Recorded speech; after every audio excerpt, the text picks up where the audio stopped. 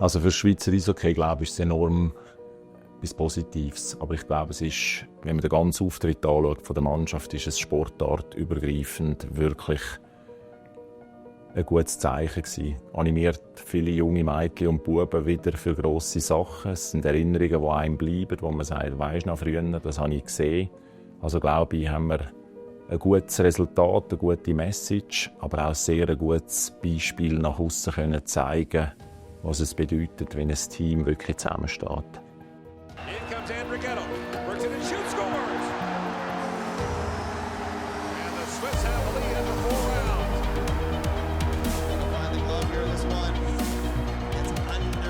Ich war mir ziemlich schnell bewusst gewesen, auch heute, das Finale, es ist eine hervorragende Leistung gewesen. Wir haben alles gegeben, was wir hatten, über das ganze Turnier. Das bin ich mir bewusst gewesen. Aber gleichzeitig auch extrem enttäuscht. Ich kann es vielleicht so am besten erklären, wo wir in Kopenhagen Silber gewonnen haben. Im Flug am anderen Tag war Party, alle waren glücklich. Das Jahr, wo wir heimgeflogen sind, war einfach wirklich tote Stille im Flüger. Jeder war traurig, enttäuscht. Und da sehen wir schon den Reifenprozess. Wir haben wirklich gewusst, wir sind eigentlich bereit.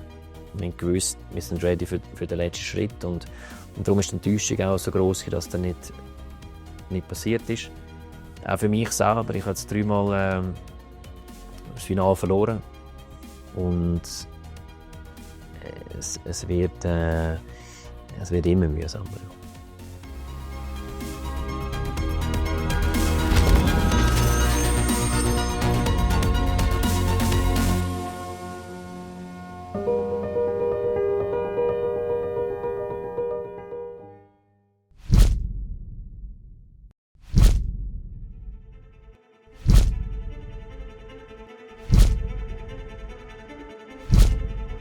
Ja, ich meine, man kann es nie vergleichen. Das Jahr war sicher sehr speziell. Es war ein Aushalten. Wir wussten, okay, wir müssen da durch. Es war sicher nicht immer einfach. Aber ich habe mich unglaublich supported gefühlt von oben, vom Lars Feldl, von der sportlichen Leitung und auch von unserem gesamten Staff. Ich bin nicht allein, der da drin hockt. Wir sind miteinander und die Kraft miteinander haben mir geholfen. Und gleichzeitig haben wir gewusst, es wird ein Moment kommen und dann müssen wir liefern. Und darum war es so ein Wechselbad von wirklich, wenn man dort ist, fokussiert sein und gleichzeitig auch ein Aushalten von äußerlichen Einflüssen.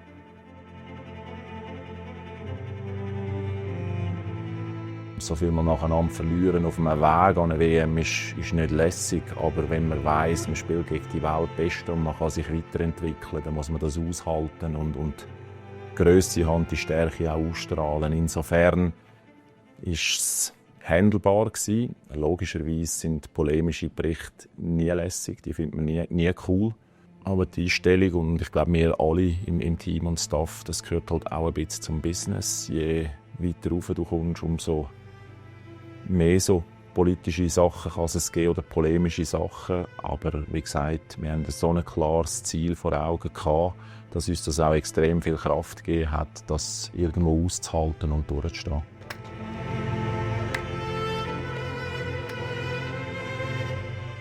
Ja, ich glaube, man hofft schon, dass man nicht von Anfang an dabei ist. Das heisst, dass du im Club nicht so weit gekommen bist. Und es ist so, WM-Vorbereitung ist vor allem am Anfang selten lustig, weil ja, es ist intensiv und du hast noch mal Zeit, um irgendwie einen kleinen Aufbau zu machen. Aber ich glaube, jetzt, vor allem dieses Jahr haben wir mit dem Stefan, glaube ich, den richtigen Mann gehabt, der ein bisschen Fingerspitzengefühl hatte, um zu wissen, wenn Gas geben und wenn vielleicht auch mal ein bisschen loslassen. Und ja, von dem her habe ich das Gefühl, dass dieses Jahr eigentlich angenehm war. Auch der Fischi hat Trainings gut gemacht. Wenn es intensiv sein sollte, ist es intensiv gewesen, aber er hat auch dort geschaut, dass irgendwie auch in der Raum ist, wo vielleicht wieder runterfahren und die erholen.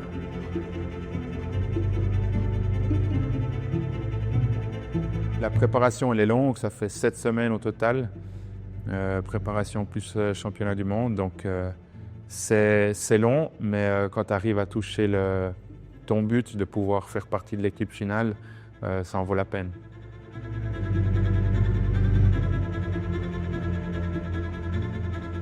Es hilft uns natürlich mehr persönlich, dass das ist das 7., 8. Mal, das machen. Also wir haben eine gute Routine, wir haben einen klaren Plan, wir wissen jede Woche, was wir daran arbeiten wollen. Es braucht ein bisschen Zeit. Logisch von außen, wenn wir gerade das Resultat sehen, aber wir haben gewusst, es ist ein ständiger Prozess. Wir haben relativ eine junge Mannschaft auch gehabt. Und von dem her haben wir uns, ist eine schwierige Woche gewesen, das Slowakei, wo wir auch zweimal verloren haben und auch nicht gut gespielt haben.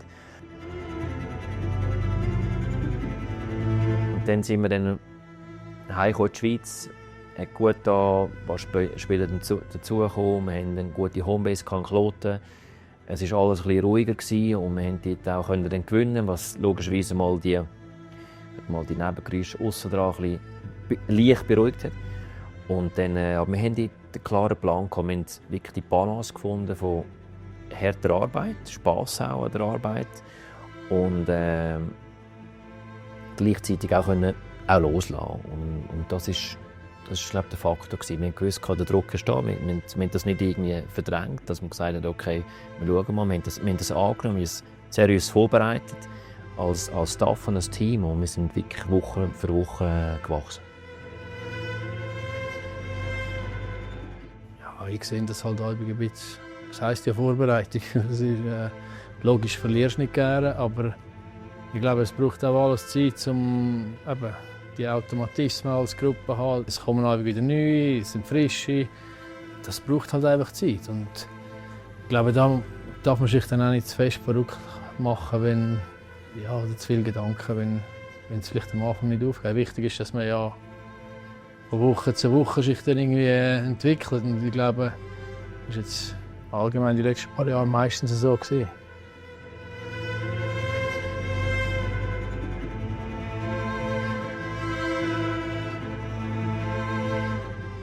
Je veux dire, la compétition elle est tellement élevée à l'interne. On est vraiment des bons joueurs en Suisse. Donc chaque entraînement, chaque match compte. Et voilà, je pense que chaque année, j'ai jamais eu ma place assurée depuis le début. Et il a fallu que je montre, durant la préparation principalement, que j'étais capable de pouvoir faire partie de cette équipe.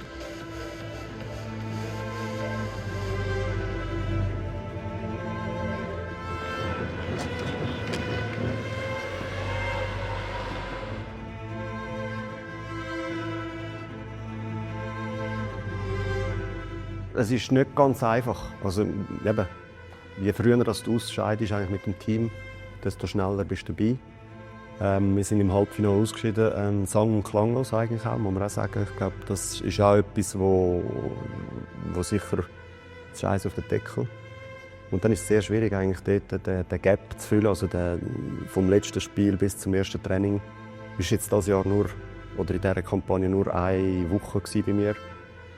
Ich war froh, muss ich ehrlich sagen. Ich bin früh aufgeboten worden. Ich bin schon dort auf Basel eingerückt in die zweite Woche. Und das hat mir eigentlich wie die Chance gegeben, wieder auf mein Niveau raufzukommen.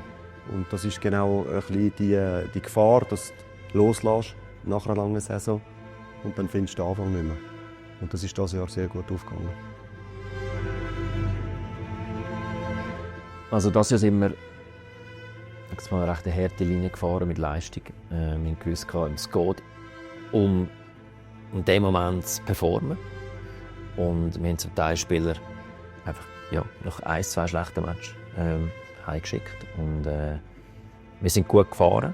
Das war eigentlich ein Warnschuss für alle. Jedes Training zählt, jeder Match zählt. Und das verlangen wir auch von uns, vom Staff, dass wir ready sind, dass wir vorbereitet sind. Und darum hat es dort vielleicht auch überraschende Cuts gegeben. Aber wir waren eigentlich ziemlich lange eine ähnliche Mannschaft gewesen, weil die Meisterschaft ist länger gegangen, lange Finalserien. Von dem her ist das eine ungewöhnliche Vorbereitung gewesen, indem wir eigentlich erst nach dem letzten Turnier dann in der Tschechei haben wir 10 Spieler gecuttet und dort hat es eine ganz grosse Veränderung auf der Mannschaft. Ich habe eigentlich jeden Tag Vollgas rein. Man versucht, die Katze zu überstehen. Und ja, ich bin eingerückt dort. Wir waren das Dritte, 3 Goalies. Ich wusste, es haben noch andere Kandidaten, die noch später zustoßen könnten. Und da gibt es wirklich nur eins, da musst du einfach Vollgas rein. Ich habe nicht mal die Chance bekommen, in der ersten Woche zu spielen. Also umso wichtiger war es nachher, dass du in den Trainings eigentlich die Leistung kannst abrufen kannst. Und zwar sofort gerade.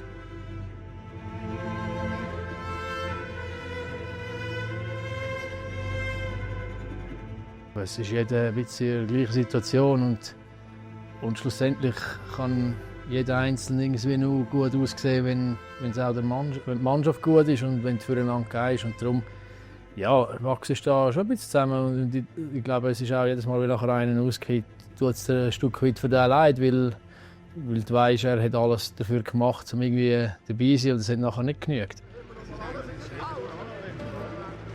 Wir haben gesehen, dass die Zahnrädchen relativ schnell mal zusammenpassen. Wir haben das nicht ganz angebracht, dass in diesen Testspielen, ich sage jetzt mal vor der letzten Vorbereitungswoche, noch nicht ganz perfekt ist. Wir haben gewusst, die letzte Woche wird sehr, sehr entscheidend sein. Und ich finde auch, dass eigentlich dort alle Spieler extrem gut trainiert haben. Also wir haben extrem gute Qualität in den Trainings, was danach natürlich ein Selbstvertrauen gibt im Hinblick auf die letzte Woche, die wir in Tschechien hatten, aber nachher auch für den Start von der WM dort.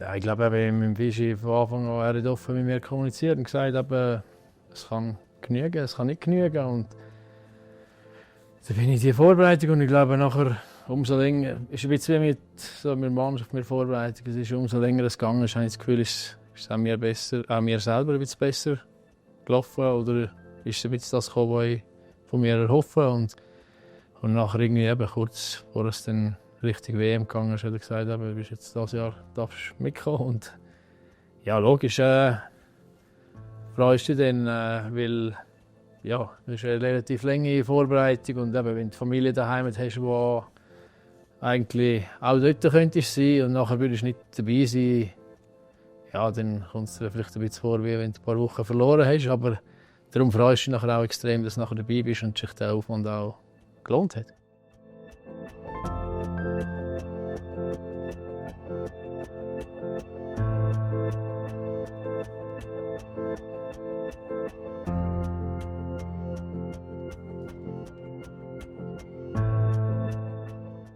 Jusqu'à la fin de la préparation, on ne sait pas. Enfin, personnellement, je ne sais pas si je vais faire partie de l'équipe ou pas.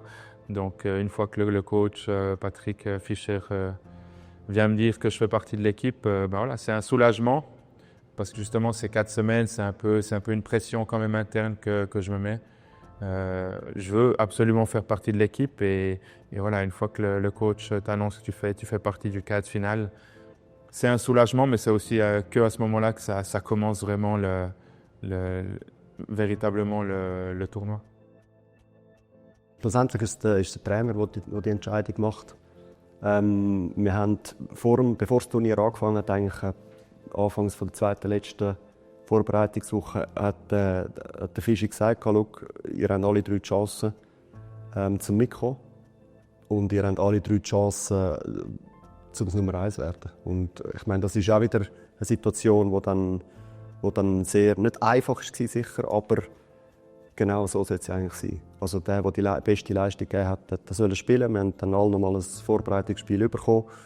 Und ich habe mich eigentlich dort schon super gut gefühlt. Ich habe gewusst, ich kann der Mannschaft helfen, ich kann ihr den Rückhalt geben.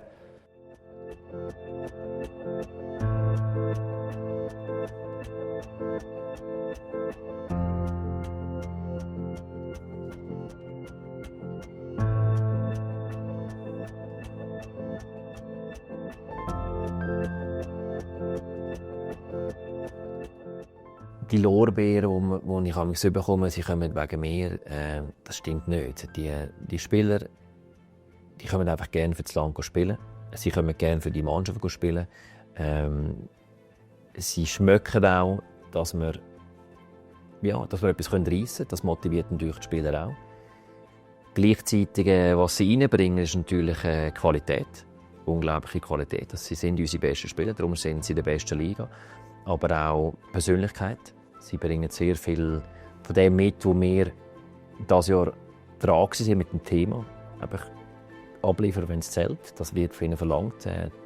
Day in, day out in der NHL. Und dort haben natürlich die Spieler das auch reingebracht und bringen Kraft rein. Man merkt es auch, wenn die Jungs von denen kommen, die Spieler da haben Freude. Logischerweise die nachher heim müssen, haben ein bisschen weniger Freude, aber gehört zum Prozess dazu und sind für uns natürlich extrem wichtig.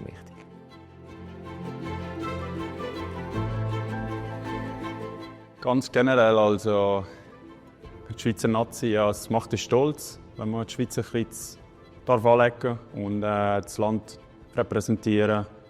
Und ja, es macht immer sehr Spass. Und für mich war eigentlich immer klar gewesen, wenn ich gesund bin und die Chance bekomme, dass ich ja, für die Schweizer Nazi will spielen und wir haben immer eine coole Gruppe. Und es macht einfach immer Spass und man holt coole Erinnerungen. Und das war auch dieses Jahr genau gleich gewesen.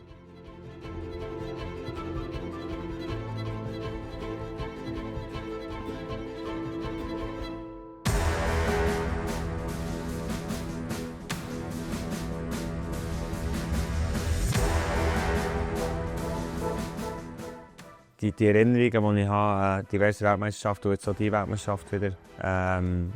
Es ist einfach etwas sehr Spezielles, wenn du für dein Land spielen kannst, wenn du für die Schweiz auflaufen kannst. Und jetzt auch dieses Jahr mit der Euphorie, die es gegeben hat, du hast wirklich das Gefühl, das ganze Land steht hinter dir. Und ja, du kommst wie zusammen aus Land und alle haben so das gleiche Ziel. Und das sind unglaubliche Emotionen und gibt dem extreme Energie. Und ja, die Emotionen, die du hast mit der Schweizer Nazi, sind sehr schwierig zu finden.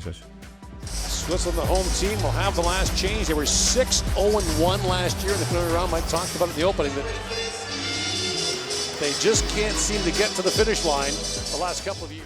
Ja, es war das erste Mal, wo wir eigentlich in den Norwegen-Match gegangen und wir haben, ich glaube, 7 neue Spieler noch müssen oder dürfen in die Mannschaft hineinbringen, aber die Finalisten. Dann haben wir noch eine Woche Pause gehabt, dass sie nach den meisten 4 oder Lausanne jetzt, nachdem sie nicht gewinnen können, gleich noch rasch ausschnaufen. Es sind dort, glaube ich, 5 oder 6 Spieler dazugekommen, dann gewisse NHL-Spieler. Also wir hatten noch einen rechten Wechsel gehabt und das ist schon immer so ein bisschen Fragezeichen, weil es ist ein Teamsport, extrem komplex. Es braucht die gewissen Timing-Geschichten, die da sind. Und darum sind wir froh, dass wir den ersten Match hinter uns gebracht und haben den gewinnen. The Swiss get the first one. Arthur Raffel along. Rich shot, score! Trends it back in front of got through, rebound, score! The Swiss will open with a 5-2 win over Norway. Ich glaube, es ist jedes Mal, wenn du an einer WM bist, ist der Start etwas vom Wichtigsten, dass du reinkommst und das Gefühl positiv sind und nicht allzu negativ. Und darum ist es halt gut, wenn du mit einem Sieg starten kannst, ob jetzt ein super Spiel war oder nicht.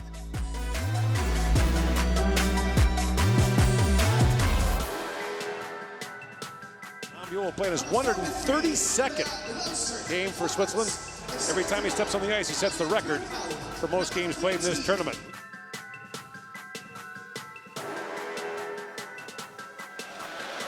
And here is Ambuel, the biggest star in Switzerland. Long shot, and the 40-year-old legend gets that away. He's tied for the all-time assist lead for Switzerland with Mark Stripe with 32. He's one behind Bibi Toriani, the legendary Swiss player of the early years of the IHF, for the most points for Switzerland.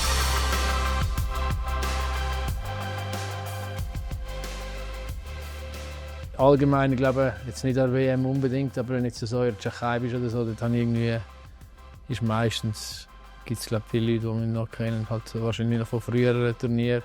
Ich schätze das sehr, aber es ist jetzt nicht so, dass ich wegen dem nachher anfange zu fliegen.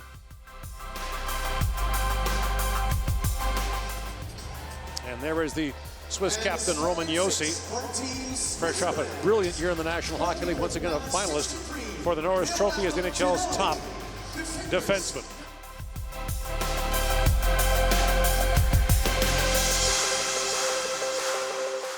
Ich bin am Donnerstag angekommen, am Samstag das erste Spiel.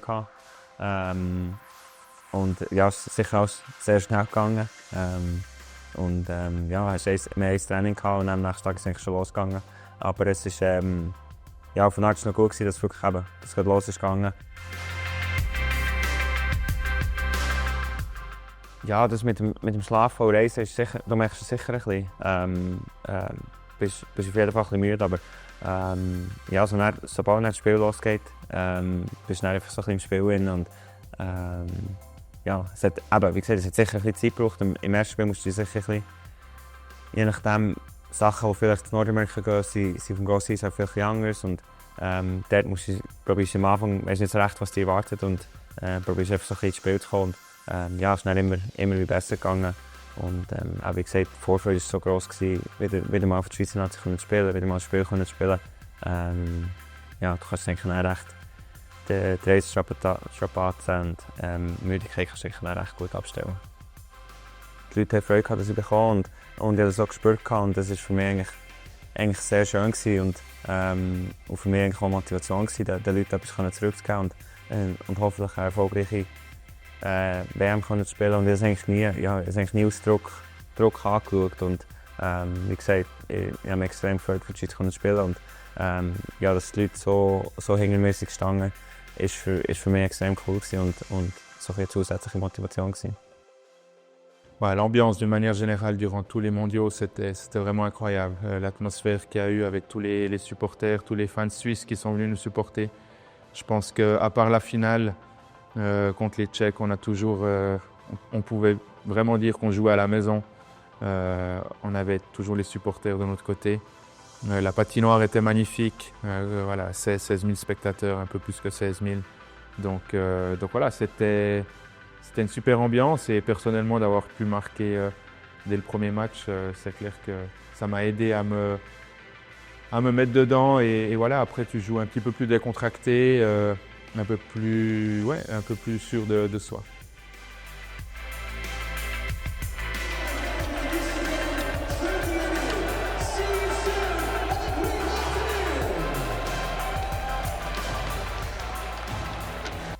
Erster Sieg, Jungs. Wir wussten, es wird schwierig. Das erste Mal in dieser Konstellation zusammengespielt. Auftaktsmatch. Ich glaube, wir sind gut gestartet. Und dann ja, haben wir selber gemerkt, dass wir ein bisschen off-track sind. Aber gratuliere die Reaktion. Die Jungs im zweiten Drittel haben wir unsere Richtung gefunden. Offensiv.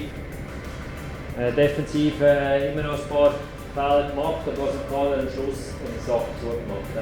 Super gewesen, Jungs. Das erste Sieg sind wir einfach Wunder. Dann siehst du den Ball. Senti gratulieren, Kenny gratulieren, vorher gratulieren. Aber einer, ich bin sehr gut gespielt, hat richtig gespielt, aus dem Goal belohnt worden. Riesen.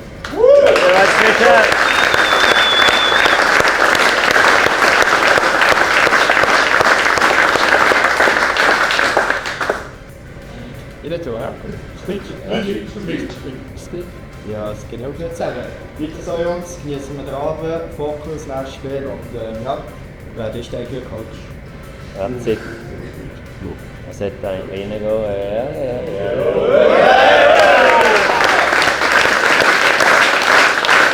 Ziggy-zoggy, ziggy-zoggy! Hey, hey, hey! Ziggy, hey, ziggy, hey, ziggy, hey, hey, hey! And welcome inside O2 Arena here in Prague, Czechia, as Austria gets set to face Switzerland here in Game 3. Österreich-Spiel. Ja, es war sicher ein emotionales Spiel. Ich glaube, aber 2-0 in Rückstand. Das war natürlich nicht der ideale Start. Aber ich glaube, wir können wieder fokussieren, ruhig bleiben und haben das ja, mit dem Team zusammen nachher kehren. Ich glaube, niemand hat Panik gehabt. Und schlussendlich ja, haben wir einfach weiter gespielt, weiter reif gespielt und ja, am Schluss noch 6-5 schießen. Und schlussendlich ja, haben wir auch hier die 3 Punkte geholt. Auch wenn es ein bisschen gemurks war, aber ich glaube, dem fragt nachher niemand mehr nach. Ja, ich denke, wir haben schon gedacht, dass es vielleicht einfacher wird werden, aber ein grosses Kompliment an Österreich. Sie haben wirklich ein unglaublich gutes Turnier gespielt, viel Energie gehabt, viel Spielwitz, so frisch von der Leber gespielt und bei uns an diesem Match ja, einiges auch nicht zusammengestimmt, sind viel Goal auf beiden Seiten reingegangen und was mir gefallen hat, ist doch, wir haben einen Weg gefunden, zum Zurückkommen, schlussendlich kurz vor Schluss, wo der Nico noch das entscheidende Goal schiesst. Und es war so ein bisschen der erste Test, dass wir ja, nicht auseinandergefallen sind, obwohl einiges gegen uns gelaufen ist in diesem Match. Und ja, gut, da haben wir schlussendlich können, ja, die 6 Punkte eigentlich holen aus dem Startwochenende, wo wir schon gewusst haben, das wird schwierig werden, weil wir eben viele Veränderungen hatten. Hischier was waiting in front. Josi sent it there, and once again, it's a one-goal game.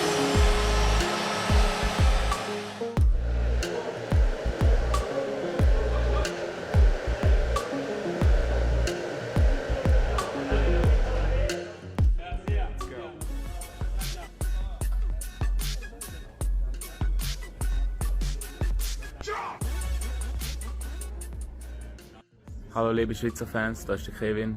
Meine Tochter ist vor ein paar Tagen auf die Welt gekommen. Wir sind super happy, alles ist gut gelaufen. Jetzt bin ich gerade in Prag gelandet und ich freue mich sehr. Hopp Schweiz! Ja gut, aber der Kevin kennt, und ich kenne ihn sehr gut. Wir weiss, wie viel dass ihm daran liegt, für unser Land zu spielen.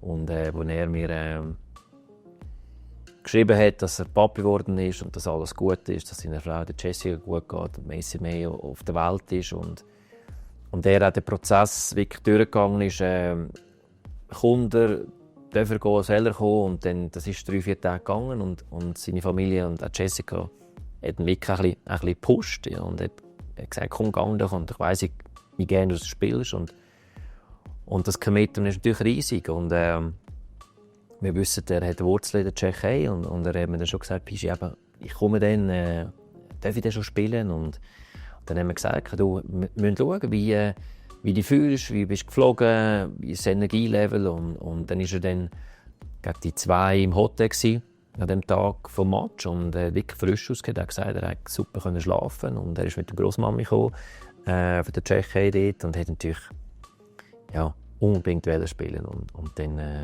dann haben wir ihn auch laufen lassen und es ist natürlich auch so ein Happy End geworden. Das erste Powerplay, wir haben dann auch gesehen, wir haben im Vormatch 5 Powerplay-Goal geschossen gegen Österreich und dann mit gewissen Kevin spielt, wir wollen ihn ins Powerplay reinbringen, aber eigentlich solltest du das nicht abändern und dann im ersten Powerplay schiesst er wieder das Goal und ja, natürlich eine ganz schöne Geschichte. He's got the new dad magic. And the patience here, because he's looking to pass. You say, all right, Radko Gudas, you want to stand at the hash marks? I guess I'll take it. And we have seen the development of this angle of attack all year in the NHL. So Stahl goes down, but look at that hole up above his shoulder, and that is a big hole for a player with the skill of Kevin Fiala. And he drops that one right under the bar. Face-off win by Switzerland, but Baranek, he didn't get the center red. So, played by the goaltender, Giannoni, and he made the save! Oh, he almost... Ich muss ehrlich sagen, ich bin rausgelaufen, um den Puck zu spielen. Eigentlich einen klaren Plan gehabt, hoch ins Black sein, dass ich sicher den ersten Angreifer kann, überspielen in dem Sinn, dass sie eigentlich nicht können in unserer defensiven Zone sich festbeissen. Der Plan war, glaube ich, perfekt, die Ausführung natürlich nicht. Er ist mir abgerutscht vom Stock und bleibt natürlich an dem hängen. Ich muss aber gleich sagen, ich bin eigentlich, wo das passiert ist, ja, ist für mich eine Abwehr wie die andere gewesen. Also irgendwie etwas noch zusammenzuflicken, bevor das Ganze auseinandergeht. Aber ja, relativ bald einmal, also sprich nach dem Spiel, habe ich doch 2-3 Nachrichten bekommen, super gut und so. Und ich habe gesagt, ja, einfach nur meinen eigenen Fehler ausbügelt. Also nichts Spezielles und bin froh, ist er nicht reingegangen. Important for Giannoni to not drop that puck, as he had a forward right on him, Tomaszek waiting for anything. You take 500 face-offs, you kick it, he knows. And there you see the cut on his cheek, that looks like a good one. 15-20 stitches in there. Nico Hischier stops. Nobody with him. He spins. He gets a shot away and forces Dostal to make a save. A circus move by Hischier, who was stung on the play. Is he okay? Ja, ich habe einfach gemerkt, irgendetwas hat mich im Kopf getroffen, also in der Backe. Und nachher ja, sofort gemerkt, dass ich blüte. Und ja, zurück auf die Bank schnell und dann hast gesagt, ja, es sei einfach ein Schnitt. Und ja, das war für mich eigentlich klar gewesen, das muss man sicher nehmen. Ich glaube, jeder Hockeyspieler hat sicher schon seine Erfahrungen gemacht mit dem. Und ja, das ist eigentlich nichts Neues. Da gehen wir zurück in die Garderobe, nehmen wir das. Und für mich ist klar gewesen, wenn das etwas ist, was wir nur nehmen müssen, dass ich wieder zurückkomme. Und das ist auch der Fall gewesen. I hope he'll be okay. It's not that bad. Tough player, Nico Hischier. Solid.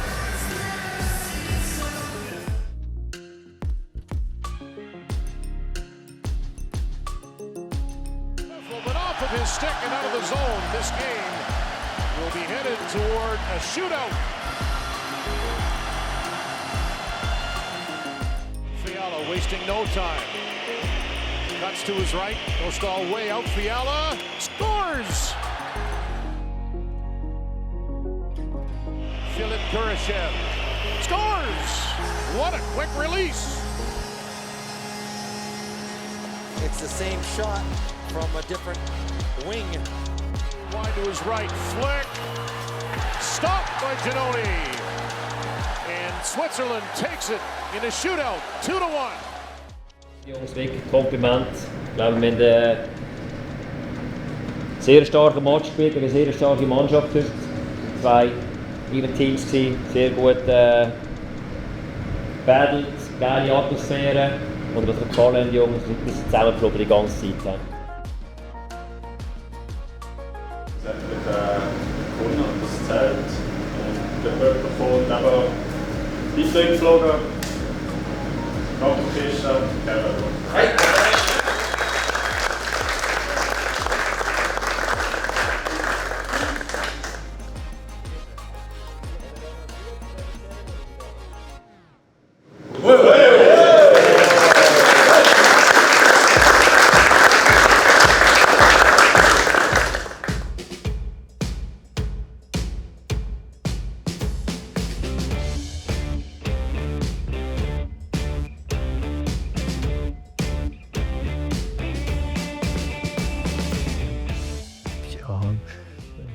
Powerplay und nein, ich wusste, er ist dort hinten und selber konnte ich nicht gut wirklich schießen und dann ja, anstatt einfach den Böck wegklippen oder wieder zurückgeben, habe ich gedacht, probiere es und ist aufgegangen. Das ist natürlich auch der Fiala da, der trifft er natürlich. Hischier chipped at Ambul. Fiala scores! Oh, yes! And how about that for puck movement? 3-0 Switzerland. What a pass from Ambul. Yeah, Fiala gets the goal, but that's the easy part.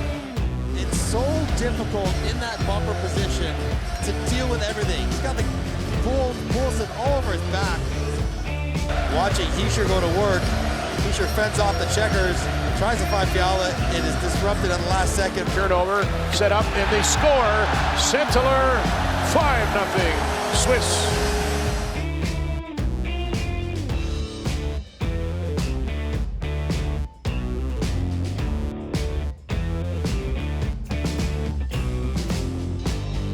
Away. 8-0 Switzerland. Switzerland has never beaten Denmark by 7 or more.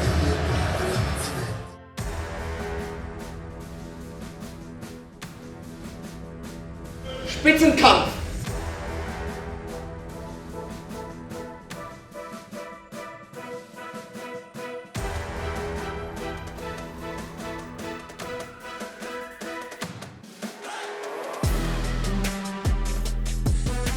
Shot scores!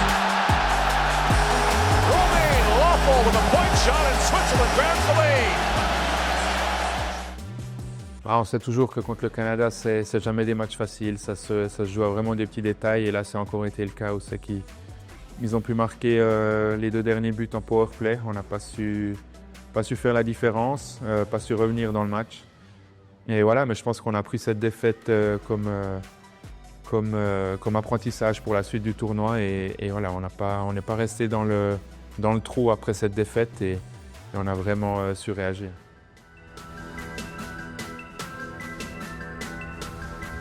Es war ein guter Match von beiden Seiten. Und das war auch so das Gefühl, okay, wir haben knapp verloren. Kanada, wir waren dran. Wir haben dann nach dem Match angeschaut, analysiert und haben wirklich gemerkt, dass uns Kanadier einfach dominiert haben. Was dann die Mannschaft nicht so das Gefühl hatte. Und wir haben das auch angesprochen am anderen Tag, gesagt, Jungs, das reicht nicht. Da muss mehr kommen. Wenn wir etwas reissen wollen, das war dann in der letzten Turnierwoche auch eigentlich, wenn wir dort müssen wir besser werden. Und die Mannschaft hat das murrend angenommen, sagen wir es mal so. Aber es war wichtig für uns und hat uns noch ein bisschen geschärft. Und wir sind dann auch so gut in den Finnland-Match hineingegangen und haben dort noch einen wichtigen Sieg holen, bevor es dann in die K.O.-Runde gegangen ist. What a play by Roman Lopez. We've seen him do this several times from his own side of center. Fire the puck on the pass for rebounds, and Eddie Safdie just spits this right where he doesn't want it, right to Fiala. On-rushing behind the defenseman, fake shot, hard pull. He's going full speed there. Something there as well. There's good puck protection, control, and again, Fiala pushes everyone back. And that's when things get interesting. Roman Josi drives through. In comes Niederreiter, throws it out of Fiala, in scores! Gratulieren. Wir haben gesagt, dort braucht es Geduld, reife Leistung. Gegen eine schlaue Leistung zu finden. Ich glaube, wir haben 6 Minuten lang defensiv Vollwerk, vorne immer wieder einen Anstieg gesetzt, wichtige Goal geschossen. Wenn wir so spielen, sind wir extrem schwierig zu schlagen. Aber 2 Sachen, die wichtig ist.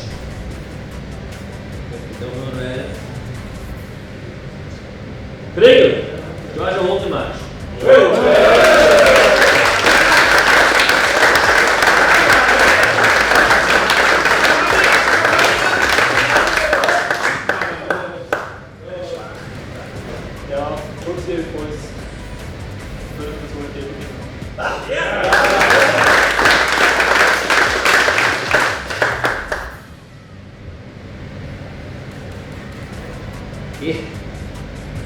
First successful coach's challenge at the World. That's it.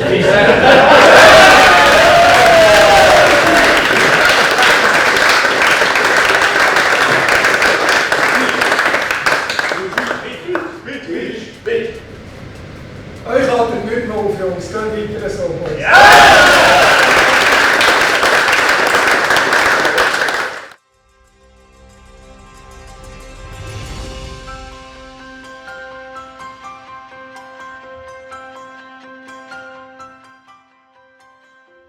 Ja, zuerst ist es sicher so, dass ich relativ Glück habe, dass ich bin eigentlich nie verletzt und das ist sicher mal eine Grundvoraussetzung. Und ja, für mich ist es, du willst einfach auf dem höchstmöglichen Niveau probieren mitzuheben und spielen. Und ich glaube, WM, da kommen meistens oder ziemlich oft die Besten vor der ganzen Welt oder die zu dieser Zeit verfügbar sind. Und für mich ist es halt schon seit Juniorenzeit eigentlich, glaube ich, das Ziel gewesen, zu versuchen, die mit guten Spielern zu messen. Und ich glaube, WM ist wahrscheinlich der beste Ort, um das zu können. Und darum hat es mich schon seit Jahren angetrieben, um am Schluss irgendwie an der WM dabei zu sein. Ja, ich glaube, ich bin schon eher ruhig. Sicher kann, wenn ich irgendwas gesagt habe, kann ich mal sagen. Aber ich glaube, meine Ding ist, dass ich alles gebe und versuche, irgendwie mit bestmöglichem Vorbild vorauszugehen und einfach alles zu machen, was nötig ist, um irgendwie der Mannschaft zu helfen. Ich glaube, so würde ich mich jetzt ein bisschen charakterisieren. Das ist logisch, wenn du älter kommst, ist das halbwegs möglich, als das letzte Mal war. Aber eben, ich glaube, das ist der Lauf der Zeit, da muss ich mir nicht zu viel Gedanken machen.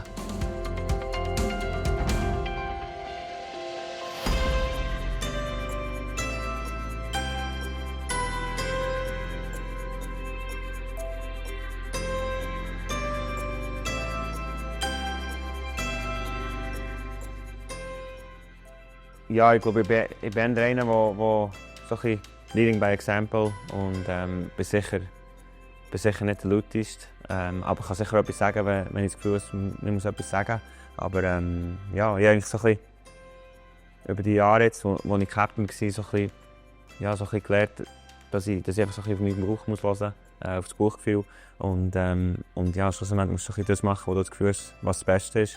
Und ich habe sicher nicht immer recht, sicher nicht immer das Richtige, aber ich glaube, wenn du ein bisschen auf die Bauch hörst, ja, ist eigentlich immer am besten. Und wie gesagt, ich bin nicht der das Gefühl hat, man muss immer etwas sagen, aber wenn etwas ist, dann sicher. Aber ich glaube, als Captain ist wichtig, dass du immer mit gutem Beispiel vorangehst, dass du immer ausgehst im Training, im Match, dass das Team immer Team First, die Mentalität hast. Und das sind sicher die Werte, die sehr wichtig sind für mich.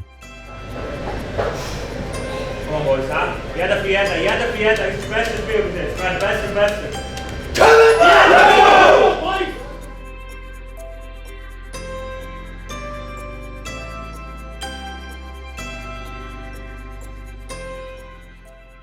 Gut, für mich ist Nazi-Goalie, erfüllt mich mit Stolz. Es ist wirklich, glaube ich, das Ziel, das du haben musst, oder der Traum, den du hast als Kind.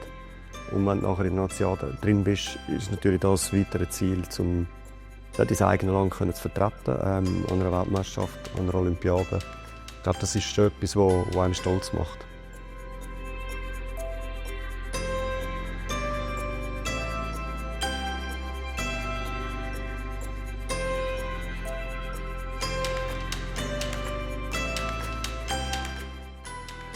C'est une fierté énorme de pouvoir représenter le pays. Et je veux dire, en tant que jeune joueur, c'est déjà super de pouvoir faire partie d'un club professionnel. Puis quand tu as encore la chance supplémentaire de représenter le drapeau de la Suisse à l'international, c'est un step supplémentaire. Et voilà, d'avoir pu le faire 6 fois pendant les championnats du monde, 2 fois pendant des Jeux olympiques, c'est quelque chose d'incroyable à vivre.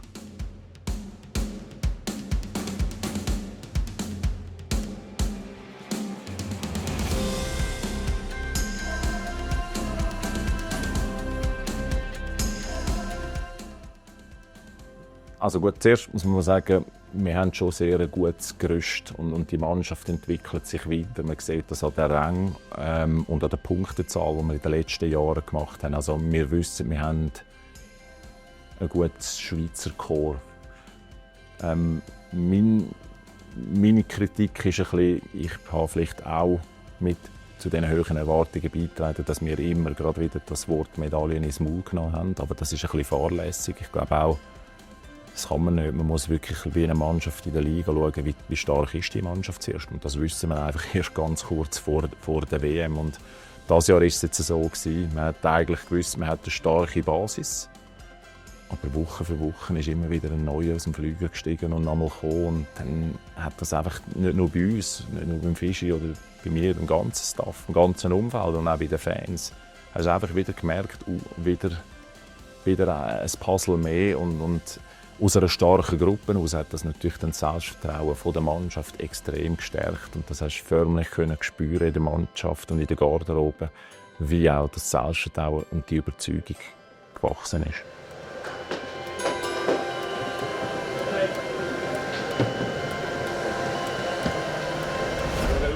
Komm! Ja, das sieht es mal nicht.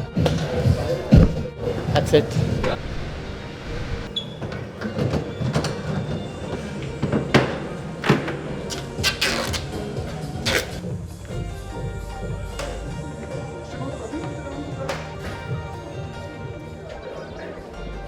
Am Donnerstag spielen wir noch 4, darum gehen wir morgen früher. Ich glaube, Peter von Uri, wir mit dem Bus gehen. So, dass wir schnell heimgehen, tun wir uns holen. Vom Bus gehen wir dann an und dann gehen wir wieder Zug.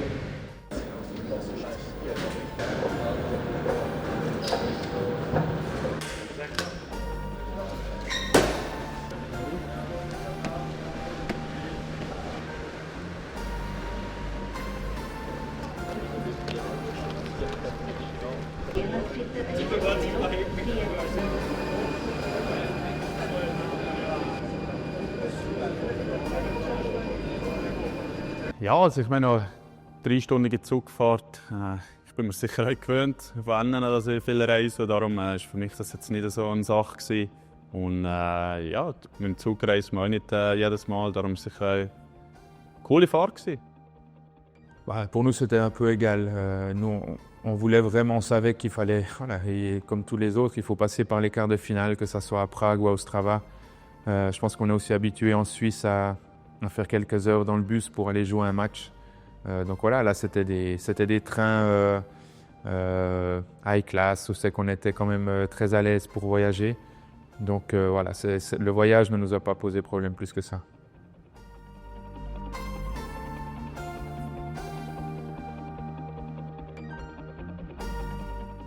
Aber im Zug war noch cool. Wir haben ein paar mit den Kartenspielen gespielt und ein paar Filme geschaut. Und, ja, der Zug ist eigentlich recht easy. Also, du bist 3 Stunden im Zug und kannst mit den Jungs reden. Und von dem her war es noch gut gewesen, lustig gewesen. Und ja, eben, wer weiß, wenn wir zu Prag waren, hättest du vielleicht den ganzen Tag mehr Zeit im Zimmer verbracht, hättest du vielleicht mehr Zeit gehabt, zum Überlegen.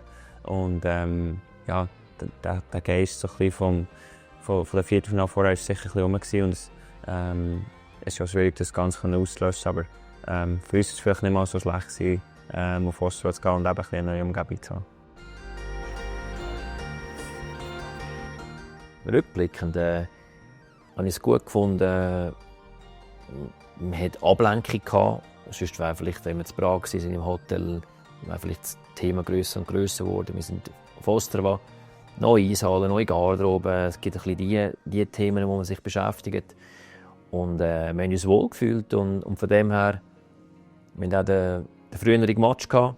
Und von dem her, ich glaube, das ist jetzt eigentlich in die Karte gespielt, dass wir nicht zu lange an den anderen Geschichten studiert haben.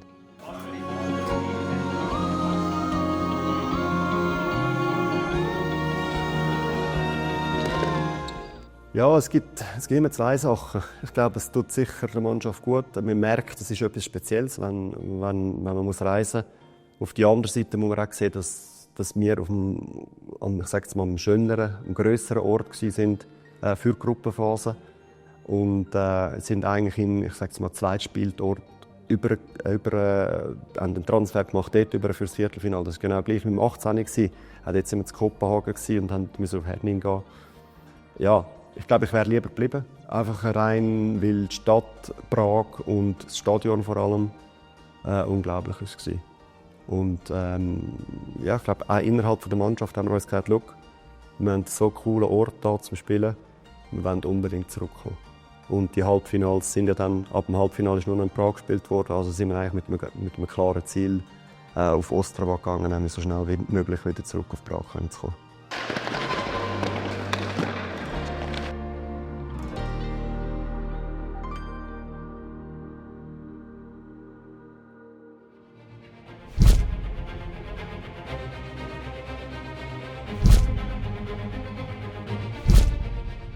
Ich meine, es ist klar, es ist so viel thematisiert wurde. Viertelfinale, Deutschland, alles die Komplexe, wo wir sind. Und wir wollten unbedingt Deutschland spielen. Also, wo wir gewusst haben, wir können Finnen schlagen, wir wollen gegen Deutschland spielen, wir können die Trauma auflösen. Und das haben wir gemacht, wir haben es verdient gegen die Finnen. Und wir sind mit Respekt auf Ostrava, aber mit einer guten Portion Überzeugung, Selbstvertrauen, auch Lockerheit. Und dann ja, wir gewusst, jetzt ist Zeit zum zeigen, das, was wir das ganze Jahr thematisiert haben. Jetzt ist der Druck an diesem Match, den kannst du nicht irgendwie sonst, sagen wir mal, kreieren. Der ist jetzt einfach da. Und alle haben geschaut, okay, jetzt nimmt es uns unter, was sie jetzt machen. Und mega stolz auf die Mannschaft, wie wir rausgekommen sind, von Anfang an das Zepter in die Hand genommen. Dann gleich wieder auch Komplimente an Deutschland. Sie finden irgendeinen Weg immer wieder zurück ins Spiel hinein. Aber schlussendlich haben wir den Match sicher verdient gewonnen. Across, one-time try for Del missed. Stankowiak again trying to get it to Peterka. Puck bounce, Siegenthaler, ja, shot, hit it. Wir haben natürlich auch sehr viel gemacht für das. Und ich glaube, es war auch bewusst, dass eben die Viertelfinalhürde sehr wichtig ist für die Schweiz und für uns. Und Und wir haben sehr viele Leute im Staff, eben der Steff, der dabei war, der Adi, der sehr viel im mentalen Bereich gemacht hat, auf das Viertelfinale her. Und ja, ich muss sagen, wir haben es im Team, es war natürlich immer das Thema in den Medien, aber im Team wir haben immer die Überzeugung gehabt, dass wir das Viertelfinale gewinnen. Und auch vor dem Match, eine gewisse Nervosität war sicher der gewesen, und ich glaube, es ist ganz normal in einem Viertelfinale. Aber die Überzeugung, dass wir ein Spiel gewinnen, ist eigentlich immer da gewesen. Und es war eigentlich für uns nie eine Frage gewesen, dass wir das Zeug haben, den Match zu gewinnen. Und ja, schlussendlich weiß ich gleich nie, es ist ein Hockey-Match. Es fängt bei 0-0 an, aber jetzt die letzten 2 gewonnen hast oder verloren hast, kommt eigentlich nicht so darauf an. Aber ich habe das Gefühl, wir haben es wirklich sehr gut gehandelt. Und ja, die Überzeugung war sicher eigentlich immer der gewesen. There's a good hit, nothing wrong with it. Good, solid level hit. C'est l'histoire, c'est les statistiques. On pouvait pas changer ça. On savait qu'on avait perdu les derniers quarts de finale contre les Allemands. Et on retombe une fois de plus contre les Allemands. Donc bien sûr que c'était dans un coin de nos têtes, mais on avait vraiment envie de vivre le moment. On était là pour aller le plus loin possible et on avait vraiment confiance en nous. Et voilà, je pense qu'on a vraiment bien commencé ce match contre les Allemands. Avec un but, on peut dire, un peu inattendu en box-play. Et ça nous a vraiment libérés pour la suite du match. Et voilà, cette année, c'est passé. Ja, ich glaube, wir haben diese Situationen mit Deutschland innerhalb des Teams angesprochen. Es waren gewisse Ängste herum, würde ich sagen. Sehr ein grosser Respekt herum, was mich sehr überrascht hat, muss ich ehrlich sagen. Wir haben das angesprochen, wir haben gewusst, wir haben eine sehr gute Mannschaft. Wir sind sehr, sehr gut eigentlich auch durch die Gruppenphase durchgekommen und kommen auf das Deutschland. Und ja, eine gewisse Nervosität war herum. Bei mir selber nicht. Ich bin eigentlich gut Transfer gehabt, wir hatten ein gutes Training gehabt, wir haben das Eis gespürt gehabt. Es war eigentlich wirklich eine perfekte Vorbereitung.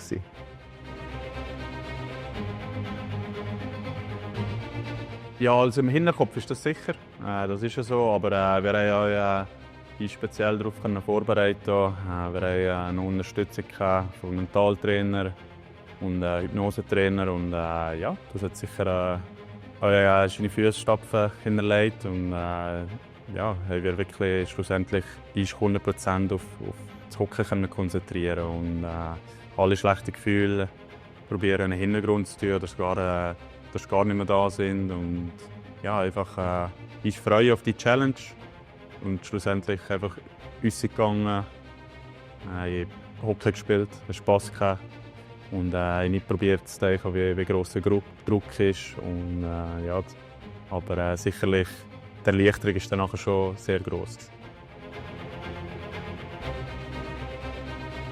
Es ist schon so, dass, glaube ich, von den Medien oder von außen mehr aufgebraust wird, wenn es gegen Deutschland geht. Aber es ist klar, ich meine, wenn man häufiger verliert gegen einen Gegner, der etwa auf Augenhöhe ist und so auch Chancen vergibt, dann ist es etwas Spezielles. Wir sind dort reingegangen, recht gut angefangen. Hinten dran extrem solid gespielt, defensiv, hat mir eigentlich fast nichts gegeben. Und dann, ja, auf einmal kommt das Gegengoal und dann plötzlich wieder alle ein bisschen nervös geworden, habe ich das Gefühl gehabt. Hinten dran haben wir weiterhin wenig zugelassen und schlussendlich muss ich auch sagen, dass wir verdient gewonnen haben dort.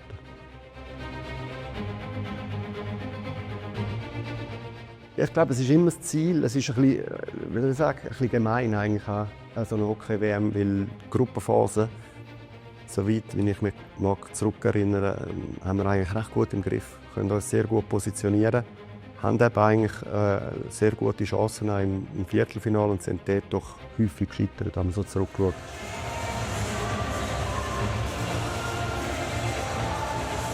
Also mich persönlich hat schon auch das Spiel Deutschland, da bin ich wieder mal wie in früheren Tagen nach Spielen nervös gewesen. Ich habe wirklich mitgelitten, aber nicht einmal unbedingt für uns, für die Mannschaft, für die Leute daheim, die auch so mitgehofft und mitgefiebert haben und einen riesen Support gegeben haben. Aber ich habe nach dem Match dort Mitarbeiter umarmt, die ich mich sehr gut verstehe, aber jetzt nicht jeden Tag umarmen. Und es war so spontan gewesen, und ich habe einfach gemerkt, so wie das uns alle gefreut hat und auch nochmal verbunden hat. Wir wissen alle, wie wichtig das der Sieg war, das erste Zwischenziel. Dass wir es geschafft haben, freut mich extrem für den ganzen Staff und für euch. Chapeau. Aber ich glaube, was mich extrem beeindruckt ist, wie wir die Situation gehandelt haben, wie wir sie gehandelt haben. Wir haben eine ganze Nation auf den Schultern gehabt und jeder Einzelne ist Gottverdammt für die Schweiz mit so viel Herz angestanden. Nur schon sinnbildlich, wie wir die Hymne gesungen haben gegen die Finnen. Das hat im ganzen Land so viel ausgelöst. Wir haben es gezeigt und ich bin unglaublich stolz auf den Staff.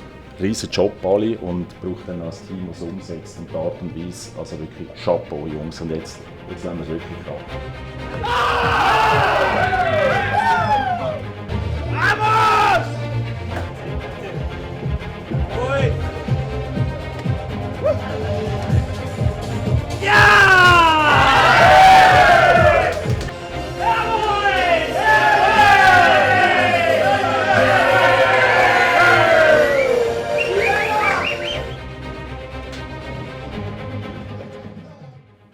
Gut, ich denke für uns,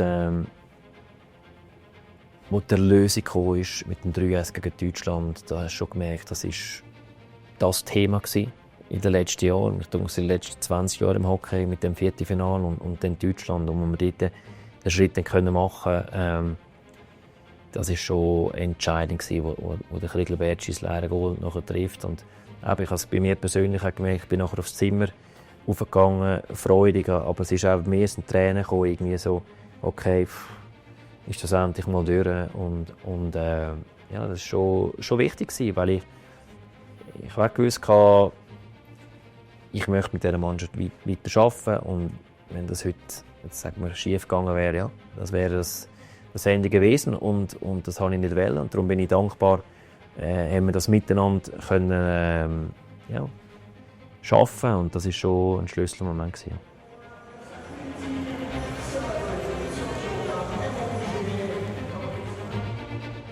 Ja. Letztes Jahr, als wir gegen Deutschland verloren haben im Viertelfinale und wirklich blockiert waren und uns ablenken lassen haben vom Druck oder vom Resultat, und wir nicht mehr richtig spielen konnten, haben wir ziemlich schnell gemerkt, was wir schaffen müssen. Darum haben wir auch mit dem Stefan Schwitter, unseren Performance-Coach, eigentlich reingeholt und engagiert und einen unglaublich guten Job gemacht hat, dass er uns lernt, den Fokus zu behalten, ist gleich, was passiert.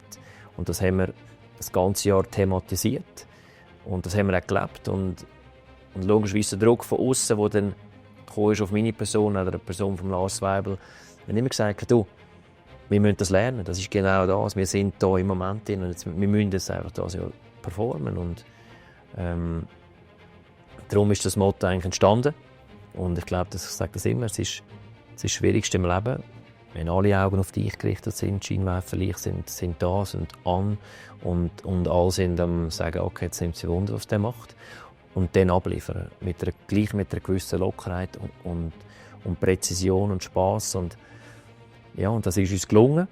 Und auf das bin ich auch extrem stolz, auf die Mannschaft, dass wir das alle miteinander gelebt haben, jeden einzelnen Staff. Und ich glaube, das ist das, was man auch nicht mehr vergisst. Simeon at center. Yeah, the game's really chopped up now. Non, je pense que c'était vraiment important de... Ouais, c'était le motto, un peu le dicton qu'on avait, embrace the moment, vraiment vivre le moment présent, sans réfléchir à ce qui va se passer, si on perd, si on gagne. Et voilà, avec les coachs qui étaient là pour nous aider à vraiment vivre le moment présent et sans penser à autre chose, ça nous a aidé justement, peut-être principalement contre les Allemands, où c'est que voilà, il y avait cette pression, il y avait cette envie de bien faire, mais voilà, c'est un match de hockey, ça dure 60 minutes et il n'y a pas besoin de penser à autre chose que ce que tu es en train de faire actuellement. Also es ist sicher cool, wenn du es immer ein bisschen siehst, aber es muss sicher auch Bedeutung haben dahinter. Und wir haben dort schon sehr viel um das Motto herum gearbeitet. Und also ich bin sicher einer, der sehr viel für das Mentale macht. Also ich glaube jetzt so ein bisschen, je älter du wirst, umso mehr. Und Für mich ist das ein riesiger Teil des Hockey, die mentale Seite. Und dort haben wir wirklich ein unglaubliches Team gehabt. Und ich glaube, eben darum, von dort ist schon so ein bisschen die Überzeugung gekommen und das Selbstvertrauen, dass wir es schaffen können. Und auch im Halbfinale, wo sehr, also mental sehr ein schwieriges Spiel war, es ist viel auf und ab. Und ich finde es extrem cool, dass wir es gemacht haben. Und mache es sicher auch für mich selber sehr viel.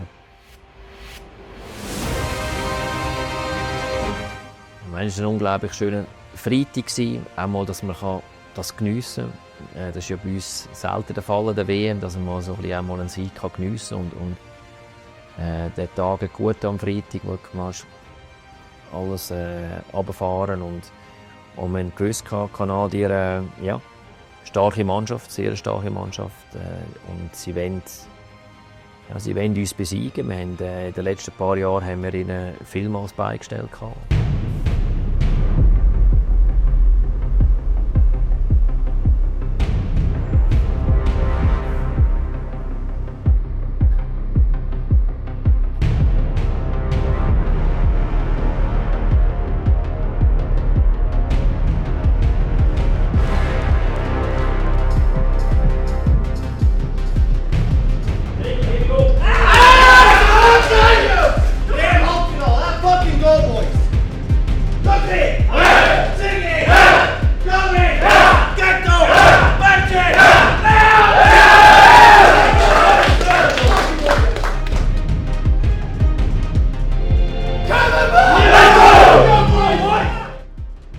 Also, ich bin nicht überrascht, wie wir rausgekommen sind, weil wir sind wirklich stark rausgekommen und aber wie schwach dass sie rausgekommen sind. Also im ersten Drittel haben wir sie wirklich befahren und haben dort eigentlich den Match auf unserer Seite geholt, wo wir 2-0 führen.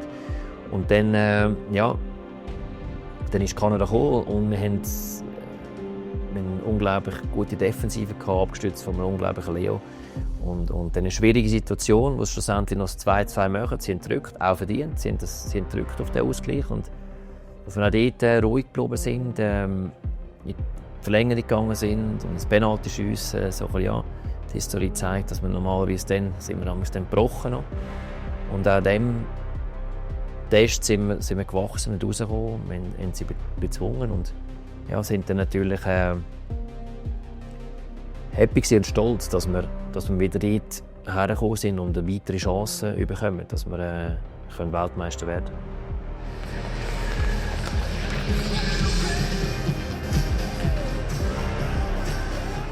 Eine emotionale Achterbahn war, würde ich sagen.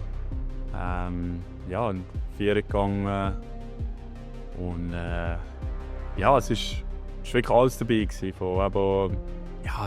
Jede Emotion war in diesem Spiel gewesen. Und nachher das Penalty-Schießen ist natürlich am Schluss auch immer nervenzerreissend. Aber auch da, es hat wieder das ganze Team gebraucht, glaube ich. Es ist einfach, von Anfang an gemerkt, wie es uns kam. Wir haben gewusst, wir können die Kanadier schlagen. Im ersten Drittel weiss ich noch, die Kanadier nicht viele Chancen gehabt. Sie waren wirklich überlegen gewesen. Und aber im Spiel ist es sicher auch normal und vor allem auch in einem Team, das Kanada hatte, dass die sicher auch einen Push machen, die einen Steu gemacht haben. Aber das ist ganz normal im Spiel. Aber auch da sind wir ruhig geblieben. Leo ist im Spiel natürlich mit unglaublichen Saves. Und alle anderen, eben wie gesagt, als Team sind wir wieder aufgetreten. Ist es blockiert. Aber das ist ein Sacrifice, wo man für das Team macht. Und das war sicher etwas Spezielles an diesem Team, dass wirklich jeder willig war, in jeden Schuss gehen für das Team. Und einfach der Teamgeist ist da mit einer coolen Gruppe. Und das haben wir in diesem Spiel auch gemerkt. Und ich glaube, nie verloren und am Schluss den alten Schießen gewonnen. Und dann haben wir die Emotionen auch wieder ein bisschen früher laufen können. Magnifique. C'est clair que c'était vraiment nous un match super intense.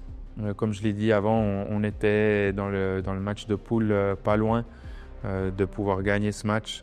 Donc on savait qu'on pouvait rivaliser contre les Canadiens et voilà, à la fin ça s'est joué au penalty avec Léo au but qui a arrêté ce qu'il fallait arrêter et les shooters qui sont allés tirer pour nous ont réussi à les mettre au fond. Donc voilà, le sentiment à la fin de ce match est incroyable de pouvoir, de savoir que maintenant c'est la finale qui arrive. C'était vraiment un super moment à vivre.